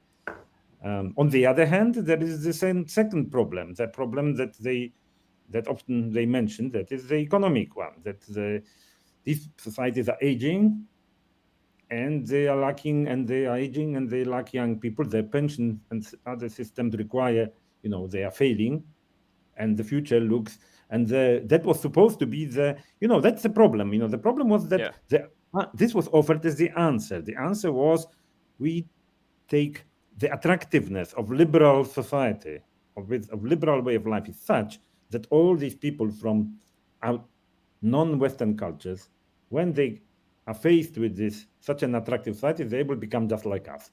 There is nothing, and they will become, then all won't matter. They will. The trouble is that, for example, with Islam, they find that it's something that doesn't, not always, but in many cases doesn't. It's very strongly resistant to this temptation, and they find that, of course, it's combined. It's there are other factors, but you have to be realistic. For example, one liberal reaction is like this: well, the reason why it doesn't work is because there is racism. Because there is racism, these young Muslims, they find themselves not, they meet racism, and then this makes them feel that the society is unjust, biased against them, and then they discover their own identity. We are really Muslims, and ours is the true superior religion, and we are we can't convert them because of it. Yeah. And so on, and we should be, and we are at the very bottom, while we should be. So of course that kind of thing happens to naturally, and then of course there is, and then people begin to realize that it is actually not every minority is the same. Some, it's also a question of their own identity. Some minorities, it has been always known that Chinese, for example, in Britain, were many more Chinese always than people realized, because there was always huge number of Chinese everywhere. The Chinese takeaway and Chinese restaurants run by Chinese, and if you ask people how many Chinese there are in the UK, they had no idea. They're much smaller, but this was a kind of invisible minority. It's a minority that never aspired to sort of imposing its own culture on the rest of society, because its culture is not universal. It doesn't have the aspirations to turn the whole world into Confucianism or to and so on. So there is not every. But there is a real rival culture, rival civilization even, and it's not easy to deal with it. And the trouble is that that's where most of the immigrants come from. I think, wait, real quick, I think the trouble starts when you get a counter, when you get a fifth column of people, especially with a lot of leftist people becoming leaders for those people who say, like, we are not fairly represented, so on and so forth. But at least from my perspective, if you make it very clear that we would accept people into our country who would be of the same, let's say, of the same persuasion when it comes to how they raise their kids, their same intellectual level, never an intellectual level less than like the stupidest people in any particular country that they would want to emigrate to. Always more, always smarter. Then at that point, nobody can point a finger and say, well, you're not letting these people in because, they're from this place or that place. You can say, no. We're letting in people who would be of that particular level that we want people to be in this country, and it has nothing at all to do with any of these features of theirs or where they come from. I think that would be a fair way of going about it, but is that possible in practice? Well, I mean, the point is that you will have the same problem. Right now, it looks like you will have the same problems that universities have, because when they try to recruit, the point is that they are not recruiting people on ability, because they discovered that if they say Ivy League universities did this, they would have something like, I don't know what it is, 60% of the right now of the students at the, say, STEM subjects would be Chinese or Asians, right, in America. So they decided. So there is, as you know, there was this recently there was this graph with the only top American university that doesn't discriminate is Caltech. And Caltech, the curve goes way up, and all the others, it's a curve showing the percentage of Asians, and all the others, Harvard, Princeton, and so on, are like this. Basically, the percentage hasn't changed, even though Asian population has grown, whereas in Caltech has gone way up. So that would be happening, right? And then people would say, well, that's. And then certain people, or certainly you would end up, if you did this, you would find that there is a certain inequality among the, say, racial inequality among the people that you are accepting people, and you would be accused of saying of racial discrimination, of course. Well, one other thing I would throw in there, just my personal experience. I had this ex-girlfriend now, who was Chinese. Her family, she was from Beijing, and so was her family. I noticed that in the way that she spoke about the Chinese government, for instance, she was a big fan. She had no problems with the things that they were doing with the journalists and so on. And would there be a system where, for example, it would be known ahead of time in immigration that anybody who would support this kind of system, they're not welcome to become citizens of the United States? Like certain things of that nature could be Well, we used to done. do that back in the day in Ellis Island. If you were an anarchist or someone, they actually had it on your Your paper even with my family, they had an interview and they asked them, like, do they support communism and things like that? But I don't know. But the United States had a rule, but that was a law which said that if you had been, it was actually funny. It said that if you ever have been a member of a communist party, then you could not become a U.S. to emigrate to the United States. But actually, in fact, this law was very peculiar, because they asked you, actually, if you were a member, they asked you why you joined. If you said that you joined because you were actually at that time believed in the ideas and so on, then you were not allowed to, then that applied to you. But if you said that, for example, you wanted to make a career, then it was okay generally. So I mean, the result was that it wasn't very good result. The problem is that it's very difficult to ask people once. Yeah, people can lie. Yeah, it's very you not get this one. So it's why this happens to these some Chinese, and why it is used by China, of course, and why many now quite a few. It's difficult to tell what is the number, because there are many who are intimidated by other Chinese. Or have family back in China that may get threatened. Well, the students, they're literally spied on by certain other students from China as well. Yes. Like that in Canada here, that happens all the time. I mean, but it's funny you mentioned, Lev, about the resistance to it. I think like the Islamic example is quite interesting because he got like immense criticism before he died in the 80s. But Michel Foucault, he was actually a journalist in Iran during the Iranian Revolution, and he was talking quite favorably about how this sort of like re-Islamification of Iranian politics, how that created a bulwark against like not just liberal democracy, but also the prevailing norms of like the liberal consensus at the time, and how that created an environment where Islamic rule and the religion of Islam was very real to them, and there, as opposed to like Christianity in the West. at the time. And therefore, this created a constant momentum and a will of the people to initially bring back the Shah, not the Shah, to depose the Shah and bring back the Ayatollahs, and how this was in a way the only like credible upsurge and grassroots resurgence against the prevailing liberal order that there was. Of course, like I mean, people point out how Michel Foucault was like the father of queer theory, and now he's like supporting the Iranian Revolution, which is quite delicious. But I think the point stands is that when you look at this, or even if you look at the convoy, it really is kind of like one of the only like successful material rebellions against the prevailing order of things, either through international manipulation of Iran because of the oil thing in the 70s and so forth, or nowadays because of the sort of like prevailing biosecurity theater hysteria that has caught the Western world in the past 2 years.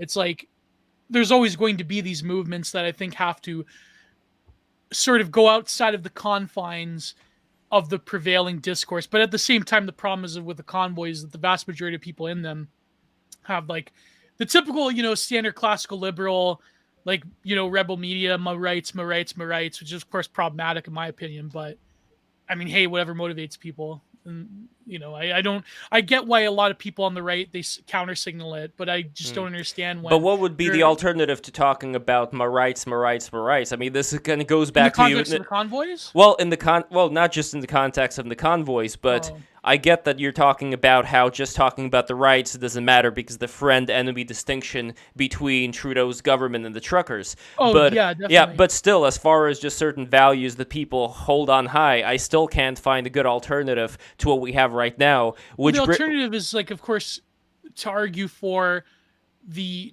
logical and rational impact on people's lives needlessly because of these restrictions, but also to argue sort of the noblesse oblige of like the particular society. Like on the one hand, the order in Canada is telling you that you are nothing but like a post-liberal, like sorry, not post-liberal,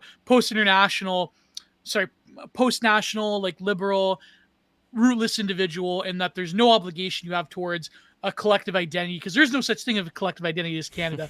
But now in the last 2 years, it's telling people that no, you have to buy into civil society again, but you can only do it from a distance, and you can only do it because now we're in this like biosecurity theater state where you have to consent, like you have to basically micromanage your lives around the will of the governed. It's like not even the will of the governed, the will of like this technocratic managerial class. And that's the argument more than just saying, well, it's going against my Charter of Rights and Freedoms, because that will lead to people saying that, oh, well, what about the rights of people who are immunocompromised or like some other? Yes, I see what you mean. Yeah. But the problem is the vast majority of people in these protests, they view things through the lens of human rights, and so my opinion is that, like, the average person, they're not like particularly right wing in these convoys, and so why are you counter signaling them if they're doing material damage to the regime? I mean, that's is by the way, Canada and China, are they aligned together? Is there a closer relationship between Canada and China? Because historically, the Liberal Party in Canada was always accustomed to using the Chinese as a bulwark against America. When Pierre Trudeau, his father, bowed to Chairman Mao, that was essentially to give the middle finger to Richard Nixon.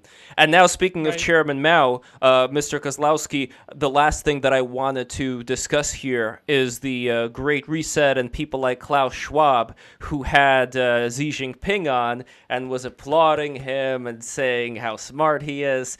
What do you personally make out of these World Economic Forum people and what exactly is going on here? Oh, also your opinion on the China and Russia connection and what that's going to happen in the future, yeah. Well, okay, which one? My opinion on this. On the China-Russia connection, what I would say is I think that this is basically rooted in just one thing, trying to anti-Americanism, trying to oppose the United States. The second aspect of it is the Putin regime, which actually, I would say, has basically burned the bridges to the West, and therefore it has essentially no option but to rely on China. And it actually, and also with the fact that my own view, this regime doesn't, the nature of the regime and Putin himself is such that it actually decided it not to worry about the future. Because the future actually of this relationship looks very gloomy for Russia. In the end, it is growing to becoming rapidly a dependency, and what it has in the end is only one argument. It is that it still has nuclear weapons. But that argument, of course, it's a desperate argument, something that you can use only at the when you have nothing else left, suicidal one. Suicide, anti-hero. Yeah.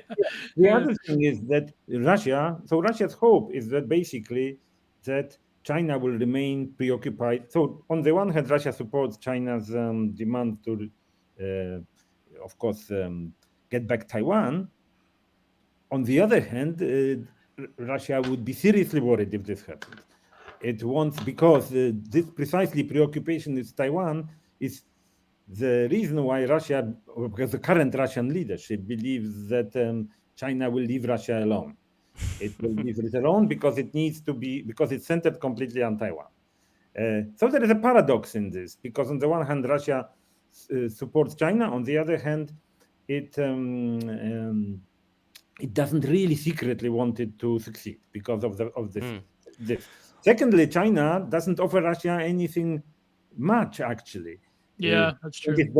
For example, notice that they haven't even now, when Putin went to these Olympics, he managed to get he himself confirmed this one China policy, but he didn't get any, for example, any support on such matter as Crimea, for example. China hasn't recognized.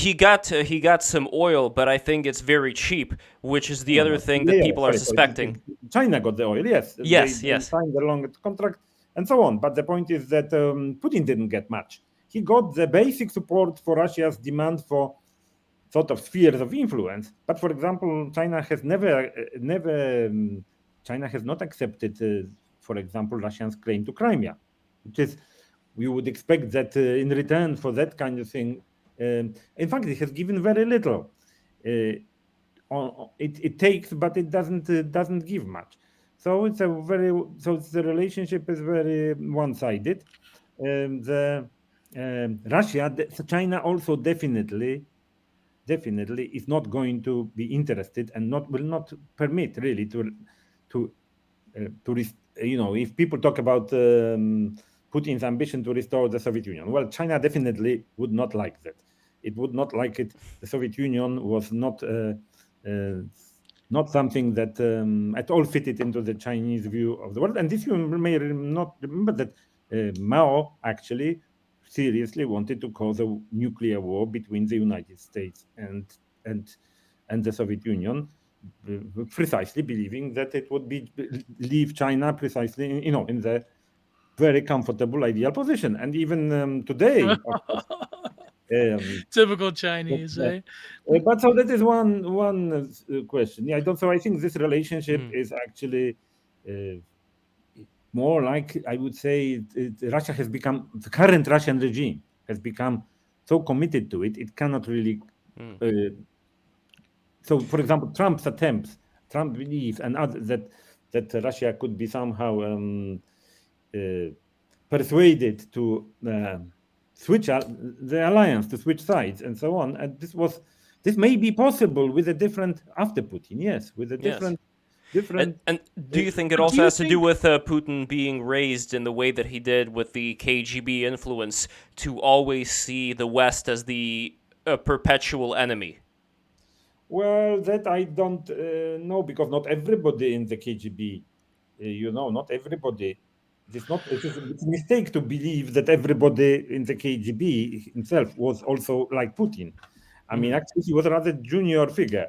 And there are, of course, people who were more senior as him. Not everybody, and There were people, some, for example, like who switched completely, like Oleg Gordievsky, the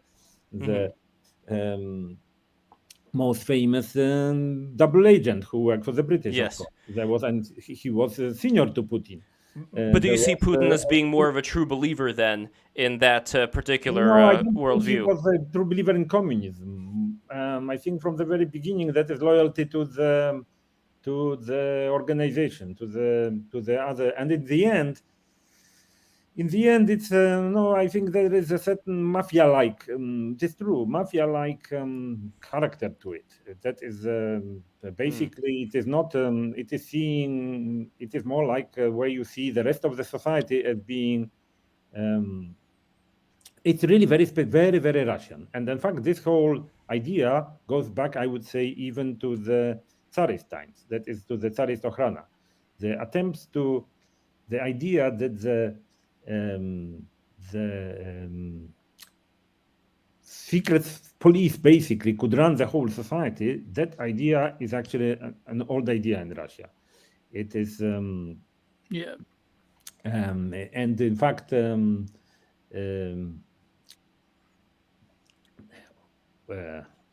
now I just keep forgetting the names I wanted to mention, but yes, there were at least two. There was one attempt at least by to actually. This is this is what led to the famous bloody Sunday, the killings of that actually led to the revolution of 1905 and so on. You know that this was caused by trade unions, sort of, or that were organized by the secret secret police. Mm-hmm. That there was this attempt by this very well known. But anyway, there was also a priest, right? There was some priest who was working for them. Father Gapon, but he was originally there was the head of the Okhrana, who I now forgotten who his name is now, but yes, his attempt was to create a whole, if you like, fake, what you might call fake liberal society, which would have all these institutions that look like the institutions that you have in a liberal country, but all of them would be run by secret police. Wow! Is, in a sense, the idea that has been realized in the in Putin's Russia, that you basically create this kind of. Actually, this is very interesting because it's a whole separate subject. For example, Russia, unlike China, this does have independent media even now. You have, for example, things like the Echo Moskvy, which opposition, very anti-Putin figures appear. Yeah, but they're funded by Western entities. No, not at all. Absolutely not. Absolutely absurd. This is allowed in Russia, and it is permitted, and they are not published. They are funded by it's absolute nonsense. They are funded mostly by Russian immigrants. Russia has now the same kind of immigration. You would say the same thing about the 19th century Russian immigration, but much of Russian culture in the whole 19th century and so on was in Paris. Everybody was there. Yeah, a lot of them went to, The same situation is now. There is the whole world of Russian, everybody is leaving. And the difference between the Soviets and the present regime is one big difference, is the Soviets actually didn't want people to leave. For example, today, the very top scientists and other people, they are basically pushed out the moment they become, because the regime doesn't need them. Really, they don't care. They encourage everybody to leave. The intellectuals, writers, and so on. They had that. But I don't know about that, because doesn't that contradict the narrative that Putin wants to create a civilization state, that he needs those people, or is that really just like Western bullshit, like from right-wing people? Yes, he doesn't want to. It is actually this is. Oh my God! This is also the reason. I mean, look, the whole of this elite keeps all the money in the West. Everybody knows that. Yes. Yeah, in London in particular. Yeah. So there is. This is not the same. The Soviets really had completely different aspirations. They really believed they were real till the end. They were. Well, although Lenin did have that boat of philosophers that he. No, wait, that's true. Yeah, one time, and then he them actually. But they were philosophers and they were troublemakers. But for example, No, there was the Soviet science was completely, well, it's a long story. I mean, it was saved by the atomic bomb program, because before that Stalin was just killing everybody. Yeah. And then suddenly he realized that physicists were useful. They're going to make, and Beria was appointed in charge of the of the program. And then that saved many other people, because and at this point they begin to, for example, the story of Kapica and Lev Landau, who was actually was saved by Kapica, but he did something that was worse than what people were executed for, because he actually wrote leaflets which were compared Stalin to Hitler. And that was Yes. And when he was arrested, he was kept for 1 year, but he was released. Kapica intervened and so on, and Stalin decided to release him. So it was a genius physicist, and this kind of thing counted. This wouldn't happen today. Today, Putin doesn't care. The president authorities. But that's what I mean. Like, it seems that people that read Dugin in the West, they figure that Putin is creating a civilization state, that he would want these people. But Dugin is completely no influence, and he's crazy. This idea that Putin is that he's a Rasputin figure. Of Dugin is just creation, and when people exactly that Putin-like figure, and so on. This is trying to find some kind of certainly there is the fact that Putin, of course, started looking for an ideology at some point, because they found that there is this thing is lacking, right? And then they started turning to Orthodox Church and so on. These people are atheists. The whole thing is fake completely. What about Father Kirill? Yes, I mean the point is that is Father Kirill, for example, in Russia, Orthodox Church hierarchy and the Soviet Union was entirely run by the KGB.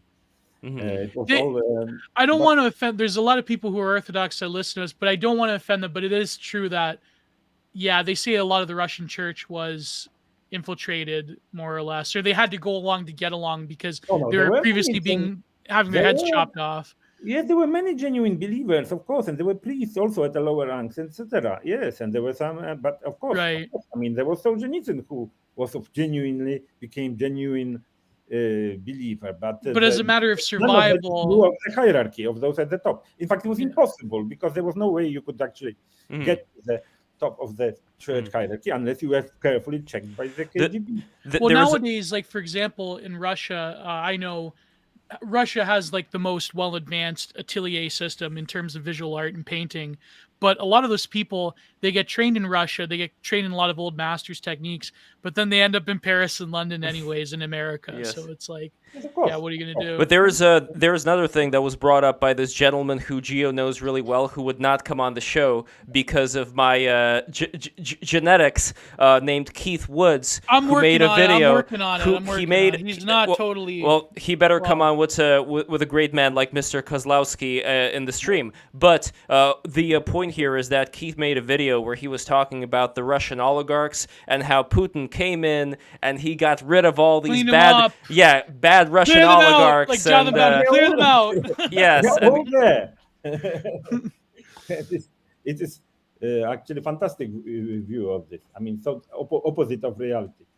But what has happened only is that unfortunately, the oligarchs are still there, and they still have all the wealth, although it's in the wealth, and they have always been allowed to steal freely by Putin. And this method, by the way, is exactly borrowed from Stalin. The idea that in fact you encourage this kind of corruption and so on, because this gives you hold over these people, because you have every single person you can jail anytime, because now you've got the proof. You don't even need anything, because of course they could say, well, I know, but I mean, I thought that it was okay because you told me. But that's the argument, that essentially Putin cleared out the subversive ones and that the ones left are basically subservient to him and the will of the Russian people. Like, They are not the will of the Russian people. They are the worst, actually. Absolutely. Oh. It is Well, absolutely. I don't want to talk, as Keith isn't Yeah. here to defend himself. And Yes, his but that's why thesis, but- this would be no. Andrzej, if you are interested, I would love to have you on with Keith Woods for a future stream. I think that would be very interesting. But I did want to ask you about wait, China. You go. Well, I'll have to go to. I'll have to leave now because it's already nearly Oh, 11. of course, no wow. problem. Yeah, but I have to go too. Mr. Kozlowski, if you are interested in coming in when we would have Keith Woods on, I think that would be a very interesting conversation. Because he considers the opposite of it, but he's also I don't want to speak ill, but I'm just saying that he would represent a more reactionary side that's going on today, and I don't think we have had enough of pushback to a lot of these things in an open forum. Well, okay. I mean, I'll consider this. I'm not that terribly. I must say I don't have much. I do. I am. I do teach. I'm professor and so on, but I don't have that much experience and so on in verbal arguments and this kind of. And so I don't feel that eloquent or comfortable in this. But so I'll think about it. Oh, no problem. In that case, no pressure at all. If there is anybody else who you think would enjoy that kind of fiery back and forth, please let me know, because this is what BTR is about. It is about bringing together different people of different opinions and discovering where people may be at fault, as long as it's all in good faith, and that's what's done here. Well, the last question, Mr. Kozlowski, even in a brief, I'm just curious. Do you have any thoughts at all on the Great Reset people like Klaus Schwab and so on? Is it just a big joke? Is it something that people need to take seriously? That is actually, sorry. I mean, could you tell me what it is about? Because sure. So Klaus Schwab, he is the head of the World Economic Forum, and this is the think tank with people like John Kerry and so on and so forth. Yes. And I don't know how seriously people should take their claims of wanting the fourth industrial revolution, where you will own nothing and be happy. How much of this is just a bunch of clowns at a circus, and how much of this is real policies that these leaders may implement? So you are going to just a second. So how is everything going to be provided that you need by? Anything? Well, no, more of these policies, a lot of them having to do with climate change, for example, talking about how because the climate is changing, we have to now have a society where people will, they will not own and they'll be renters and so on and so forth. Well, in my opinion, that's complete nonsense. I really think it's just a utopian thinking that is actually... more or less can put it on the shelf next to communism. I mean, communism in the utopian sense. That is because it's very similar. You will have absolutely. Under perfect communism, you actually don't have any needs or rather, everything you wish will be satisfied because human creative power becomes so enormous that scarcity disappears. And as scarcity disappears, well, then everything is available in unlimited quantities, and you don't really need to have either prices or supply in demand stops working, etc. Well, that sounds. I would put it next to the same level. Yeah, it's really like this weird utilitarian technocracy idea. That's really just not. It's crazy. Anyways, thank you for your time. Another possibility is, yes, of course. I mean, you might even equally well start considering, which is more realistic, I would say, and that's more interesting, the idea of a world in which human beings will be largely replaced by robots, automata, and they will have very little to do. That might be a real problem. What to do with, because that I think is more.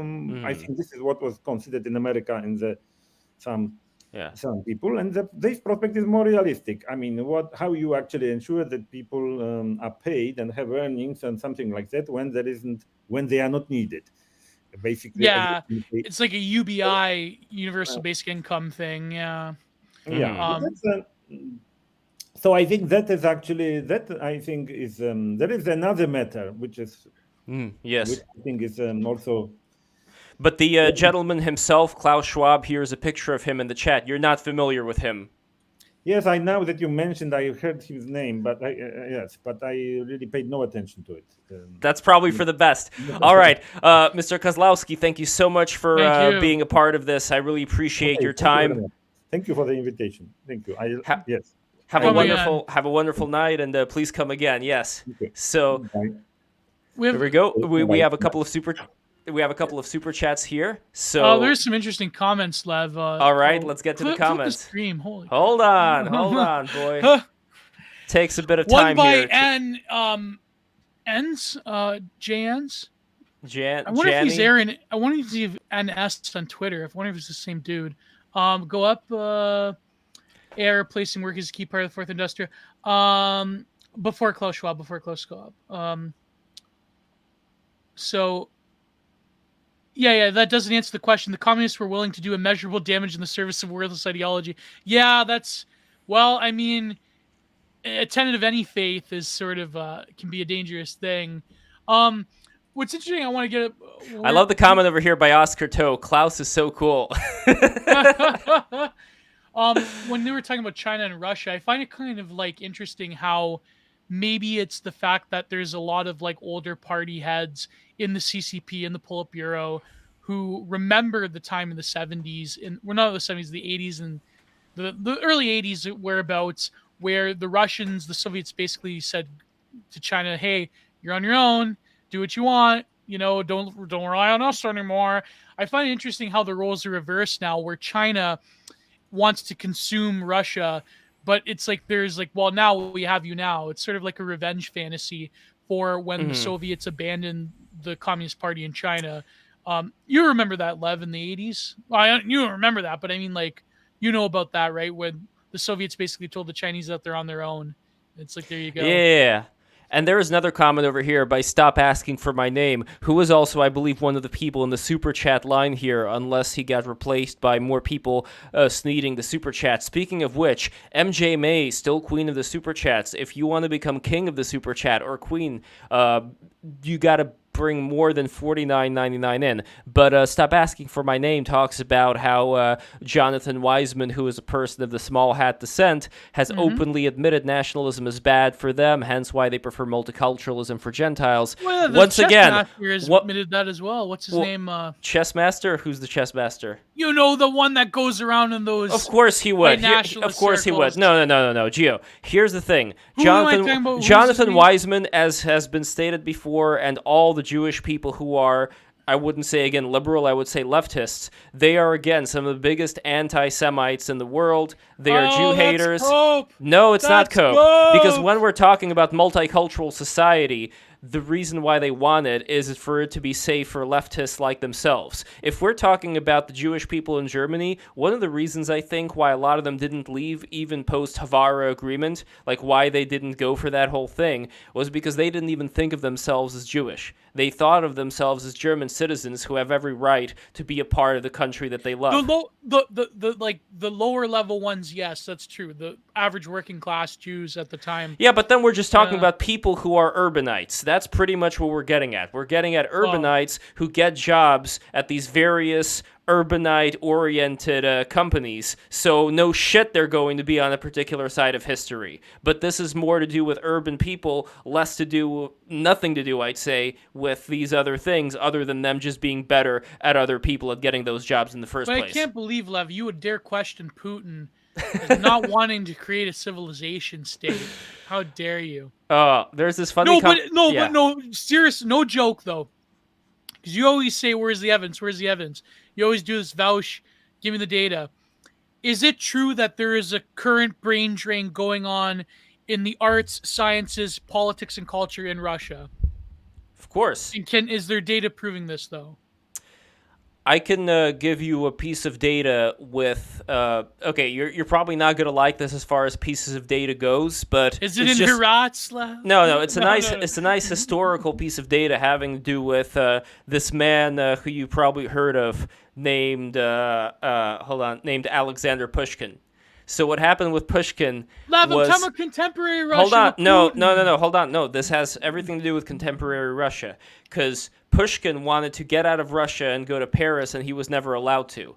There is a tendency of people who end up getting to a certain intellectual level where they feel that Russia, as big and mighty as it is, has a particular culture that they don't want to be a part of anymore, and they want to escape it. And this has been going on for a long time with the intellectuals who I would say are, they consider themselves to be European. They did not. Yeah. Same thing with Peter the Great. That's They true. did not consider themselves to be the Russians who they were in a way ruling over. Like, keep in Someone mind, mentioned Peter the Great. Is it true that he was a Freemason? I don't know about that. He probably had certain Exposure to those ideas, or No, I was about to say he probably had certain things going on with little Hannibal that they don't write about in the history books, if you catch my drift. But that's neither here nor there. There's conspiracies that the Freemasons managed to subvert the Orthodox Church under Peter the Great, but then there was a huge backlash. I mean, there was the Old Believers that went against Peter the Great. I don't know. Like, again, I don't want to offend people who are Orthodox because I don't want to smear them by saying like, "Oh, well, the Masons infiltrated." Because, like, let's face it, the reality is that there is, in my opinion, there are Freemasonic forces that are trying to infiltrate the Catholic Church, my church, and I don't know if there was a connection there. I do know that there was a rebellion with the Old Believers because Peter the Great wanted to modernize the Russian Church, and well, Gio, you know what pisses me off most about the Freemasons is that if I were to go to them and if I were to show them like a chart of Kundalini and chakras, and I would say like, "Hey guys, this is like literally the same thing over here. What's up?" They probably wouldn't even fucking get it. Like that's my problem. They don't see all these symbolism connections, and that's also what kind of pisses me off about any organized. I mean, no offense to the Catholics. I think the Catholics are great. I went to Catholic school, but there still is this. I know everything about Catholic theology. I went to Catholic school. I love those people. I love those Catholic libs. Yeah, go ahead. It's more no. And again, like, I live next to Catholics, and they're great. I think there's a lot of great values in it, but I still see a lack of interfaith curiosity when it comes to a lot of the mystery aspects of the religions. What exactly? Do you mean? You know what I mean, Gio. You're not looking at the right sources. That's your problem. There's a lot of theologians who have had dialogues with different faiths. I mean, Thomas Merton wrote whole books about Zen Buddhism. Okay. No, that's great. There's a huge thing there. It's just that I think you're getting. You're getting a very negative picture of the Catholic Church, Lev. I have to say. I don't think it's negative at all. I think you're being inculcated with certain propagandistic forces against the Church. I've been, I think, more than generous to Catholicism. I consider it to be a force for good in Long Island. No, I know. I'm just joking. But there has been certain periods in the Catholic Church that have opened up dialogue with other faiths. I know that the problem is, I think a lot of people, when it comes specifically to the Orthodox context, there's a lot of people who are rightfully fearful of ecumenicalism. I know, like, Jay Dyer, he really like goes hard on this one because he has like an utter hatred of the Catholic. I hate to say it, he's got a pretty huge raging boner against the Catholic Church. I mean, for good or for bad, but I mean. Oh, by the way, look at this comment over here. Is Lev on the ganja? Not since 2016. That's all the current Pope has been doing for the past. Exactly. Okay. Come on, Mama. No. Here's the Mama. Come on, Gio. You don't understand what I'm saying. I'm not even saying interfaith dialogue. Interfaith dialogue is besides the point. I want us to rip open the veil of all of these mystery cults and just lay it out in the open, like, "Hey guys, what's going on here?" There are people in the church who have tried, there's been whole councils that have specifically been designed to counter certain heretical notions from these occultic groups, particularly Gnosticism, but I mean, like, even like more recently, there's been an awareness of them from certain writers in the church. I mean, but awareness, my concern with awareness, I'll bring up Seraphim Rose, for example. Okay. In his book, the one... Orthodoxy, Religion of the Future, or Yes, Nihilism. Exactly, yeah. Orthodoxy, Religion of the Future. Yeah. In his book, he was talking about how when you undergo this tantric Hindu path, they do all of these... there are like these 7 things that you are allowed to do now that you weren't allowed to do before, and they are absolutely unspeakable that I cannot even say it. I looked at what those 7 things are. It's like eat meat, eat bread, drink wine. It's like, okay, there was one like sexual intercourse. Oh my god. It's so. Well, tantra isn't about like tantra is a very specific sexual practice that a lot of people in Tibet, for instance, there's certain female monks that engage in this tantric practice. It's not about like you can't coom. That's the whole deal. Sure. What about that? I'm aware, but no, you know what? Maybe I'll give him. Joel Osteen's church is better than the Catholic Church. Oh my God, Oscar! I'm gonna ban you from the chat right now. No, how dare you say that? I'm gonna make him a mod. Joel Osteen. You want to you know off. Skeletons in the closet with Joel Osteen? Holy crap. Well, speaking of skeletons in the closet, I would give one. Let's say, if I were to, speaking of skeletons in the closet, Gio, I would vouch for maybe Seraphim Rose's interpretation if he talks about the sects of the Agori, which do practice necromancy. There are certain Orthodox people that that aren't exactly cool with Seraphim Rose either. I mean, there's a debate whether his sister, like a lot of like American Orthodox people, like let's face it, a lot of them read Seraphim Rose, and that's where they get, because Seraphim Rose speaks directly to an American, the context of what the American project was going through in the 60s and 70s, specifically through the lens of Orthodoxy. Like he was the best one to really like compact those different forces. Mm-hmm. The Agori, they practice human look, flesh. Lord Akubasi says UK just aired the Fuentes doc. Oh boy.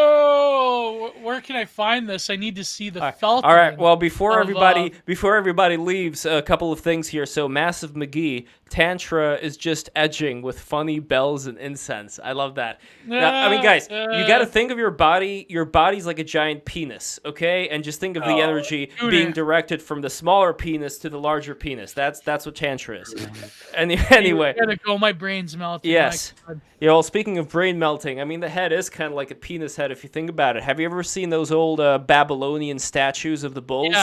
Yeah. You remember like the helmet that they had on? That's like a penis head. Helmet. Yeah, exactly. But anyway, the energy shoots up. Yeah, anyway, we are almost done. Let me just go into the Super Chats. Need some more Super Chats. Oh, and also, look, I made a real crappy thumbnail. It just took me like 1 minute to make while I was in, while we were talking. But I'm going to link it here. You're going to be seeing this. It's going to be redirected to you. Super simple thumbnail. I'm going to make another one afterwards. But here it is. Gnostic Informant, sorry, Gio, versus Tyler Hamilton, Christianity, Truth or Creation. Uh-oh. It's going down. It's going down. It's going down. It's going to be a lot of fun. So this is happening on Thursday, 6 o'clock. Be there or be square. It's going to be wild. It's going to be wildness. Tuesday? No, Thursday. No, but what about what's happening Tuesday? Nothing. This was Tuesday. Oh, fuck. Okay. Taking the break on Tuesday. So okay. Yeah. A much needed break, mind you. A lot of things going on. Yeah, I don't think we're going to be doing the trucker thing, but either way, I hope the best for the truck. What is the latest on the truckers, Gio, before we go? They're trying to disperse them, but it's really touch and go. I mean, the biggest thing is, of course, the Ambassador Bridge that they're trying to clear out, but there are groups of people. Now, apparently, there's fucking counter-protesters. The soy polloi in Ottawa and Toronto.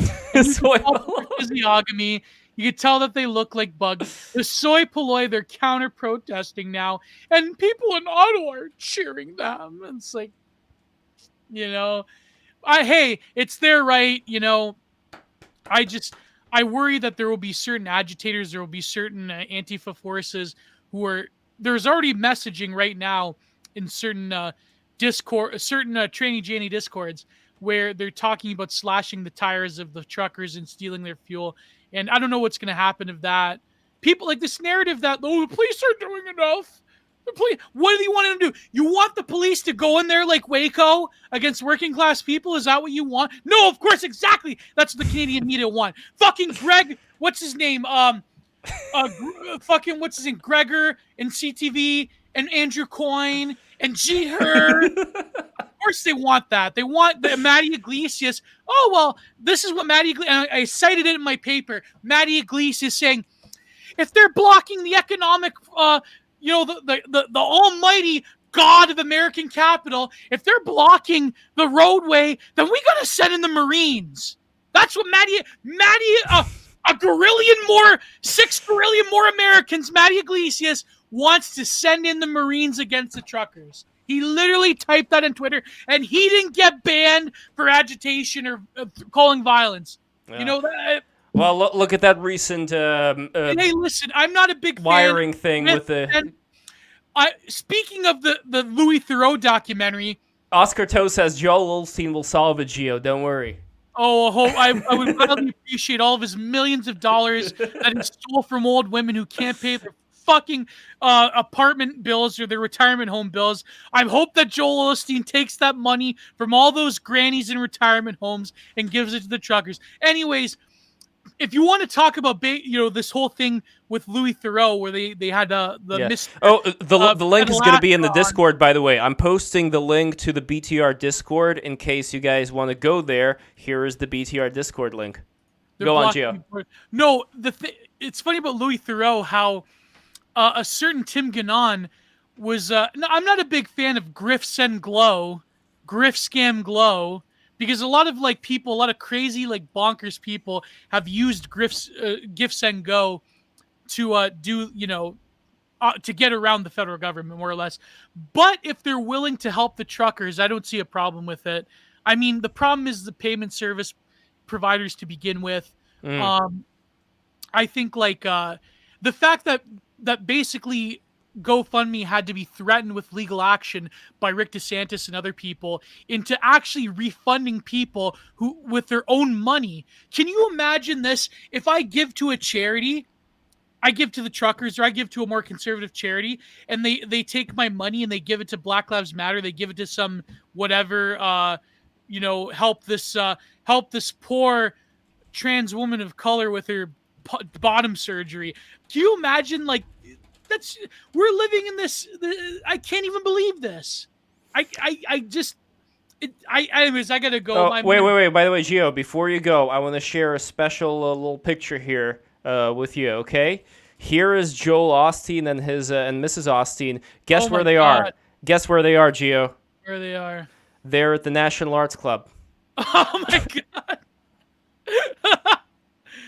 Well, his wife's pretty good looking. Oh, yeah. She's very beautiful lady. Oh, okay, and last thing, I just wanted to share. Okay, so for all the people, and I think that a lot of people here really enjoyed Mr. Kozlowski. I think he was a wonderful speaker, very wise man. Oh, yeah. And a lot of people may not be aware of this, just so I could call out your particular biases. But see over here, math professor, University of Warsaw, British Poland citizen, resident Japan, Reaganite, Thatcherite, Zionist. So there you go. Reaganite, Thatcherite, Zionist? No! There we go.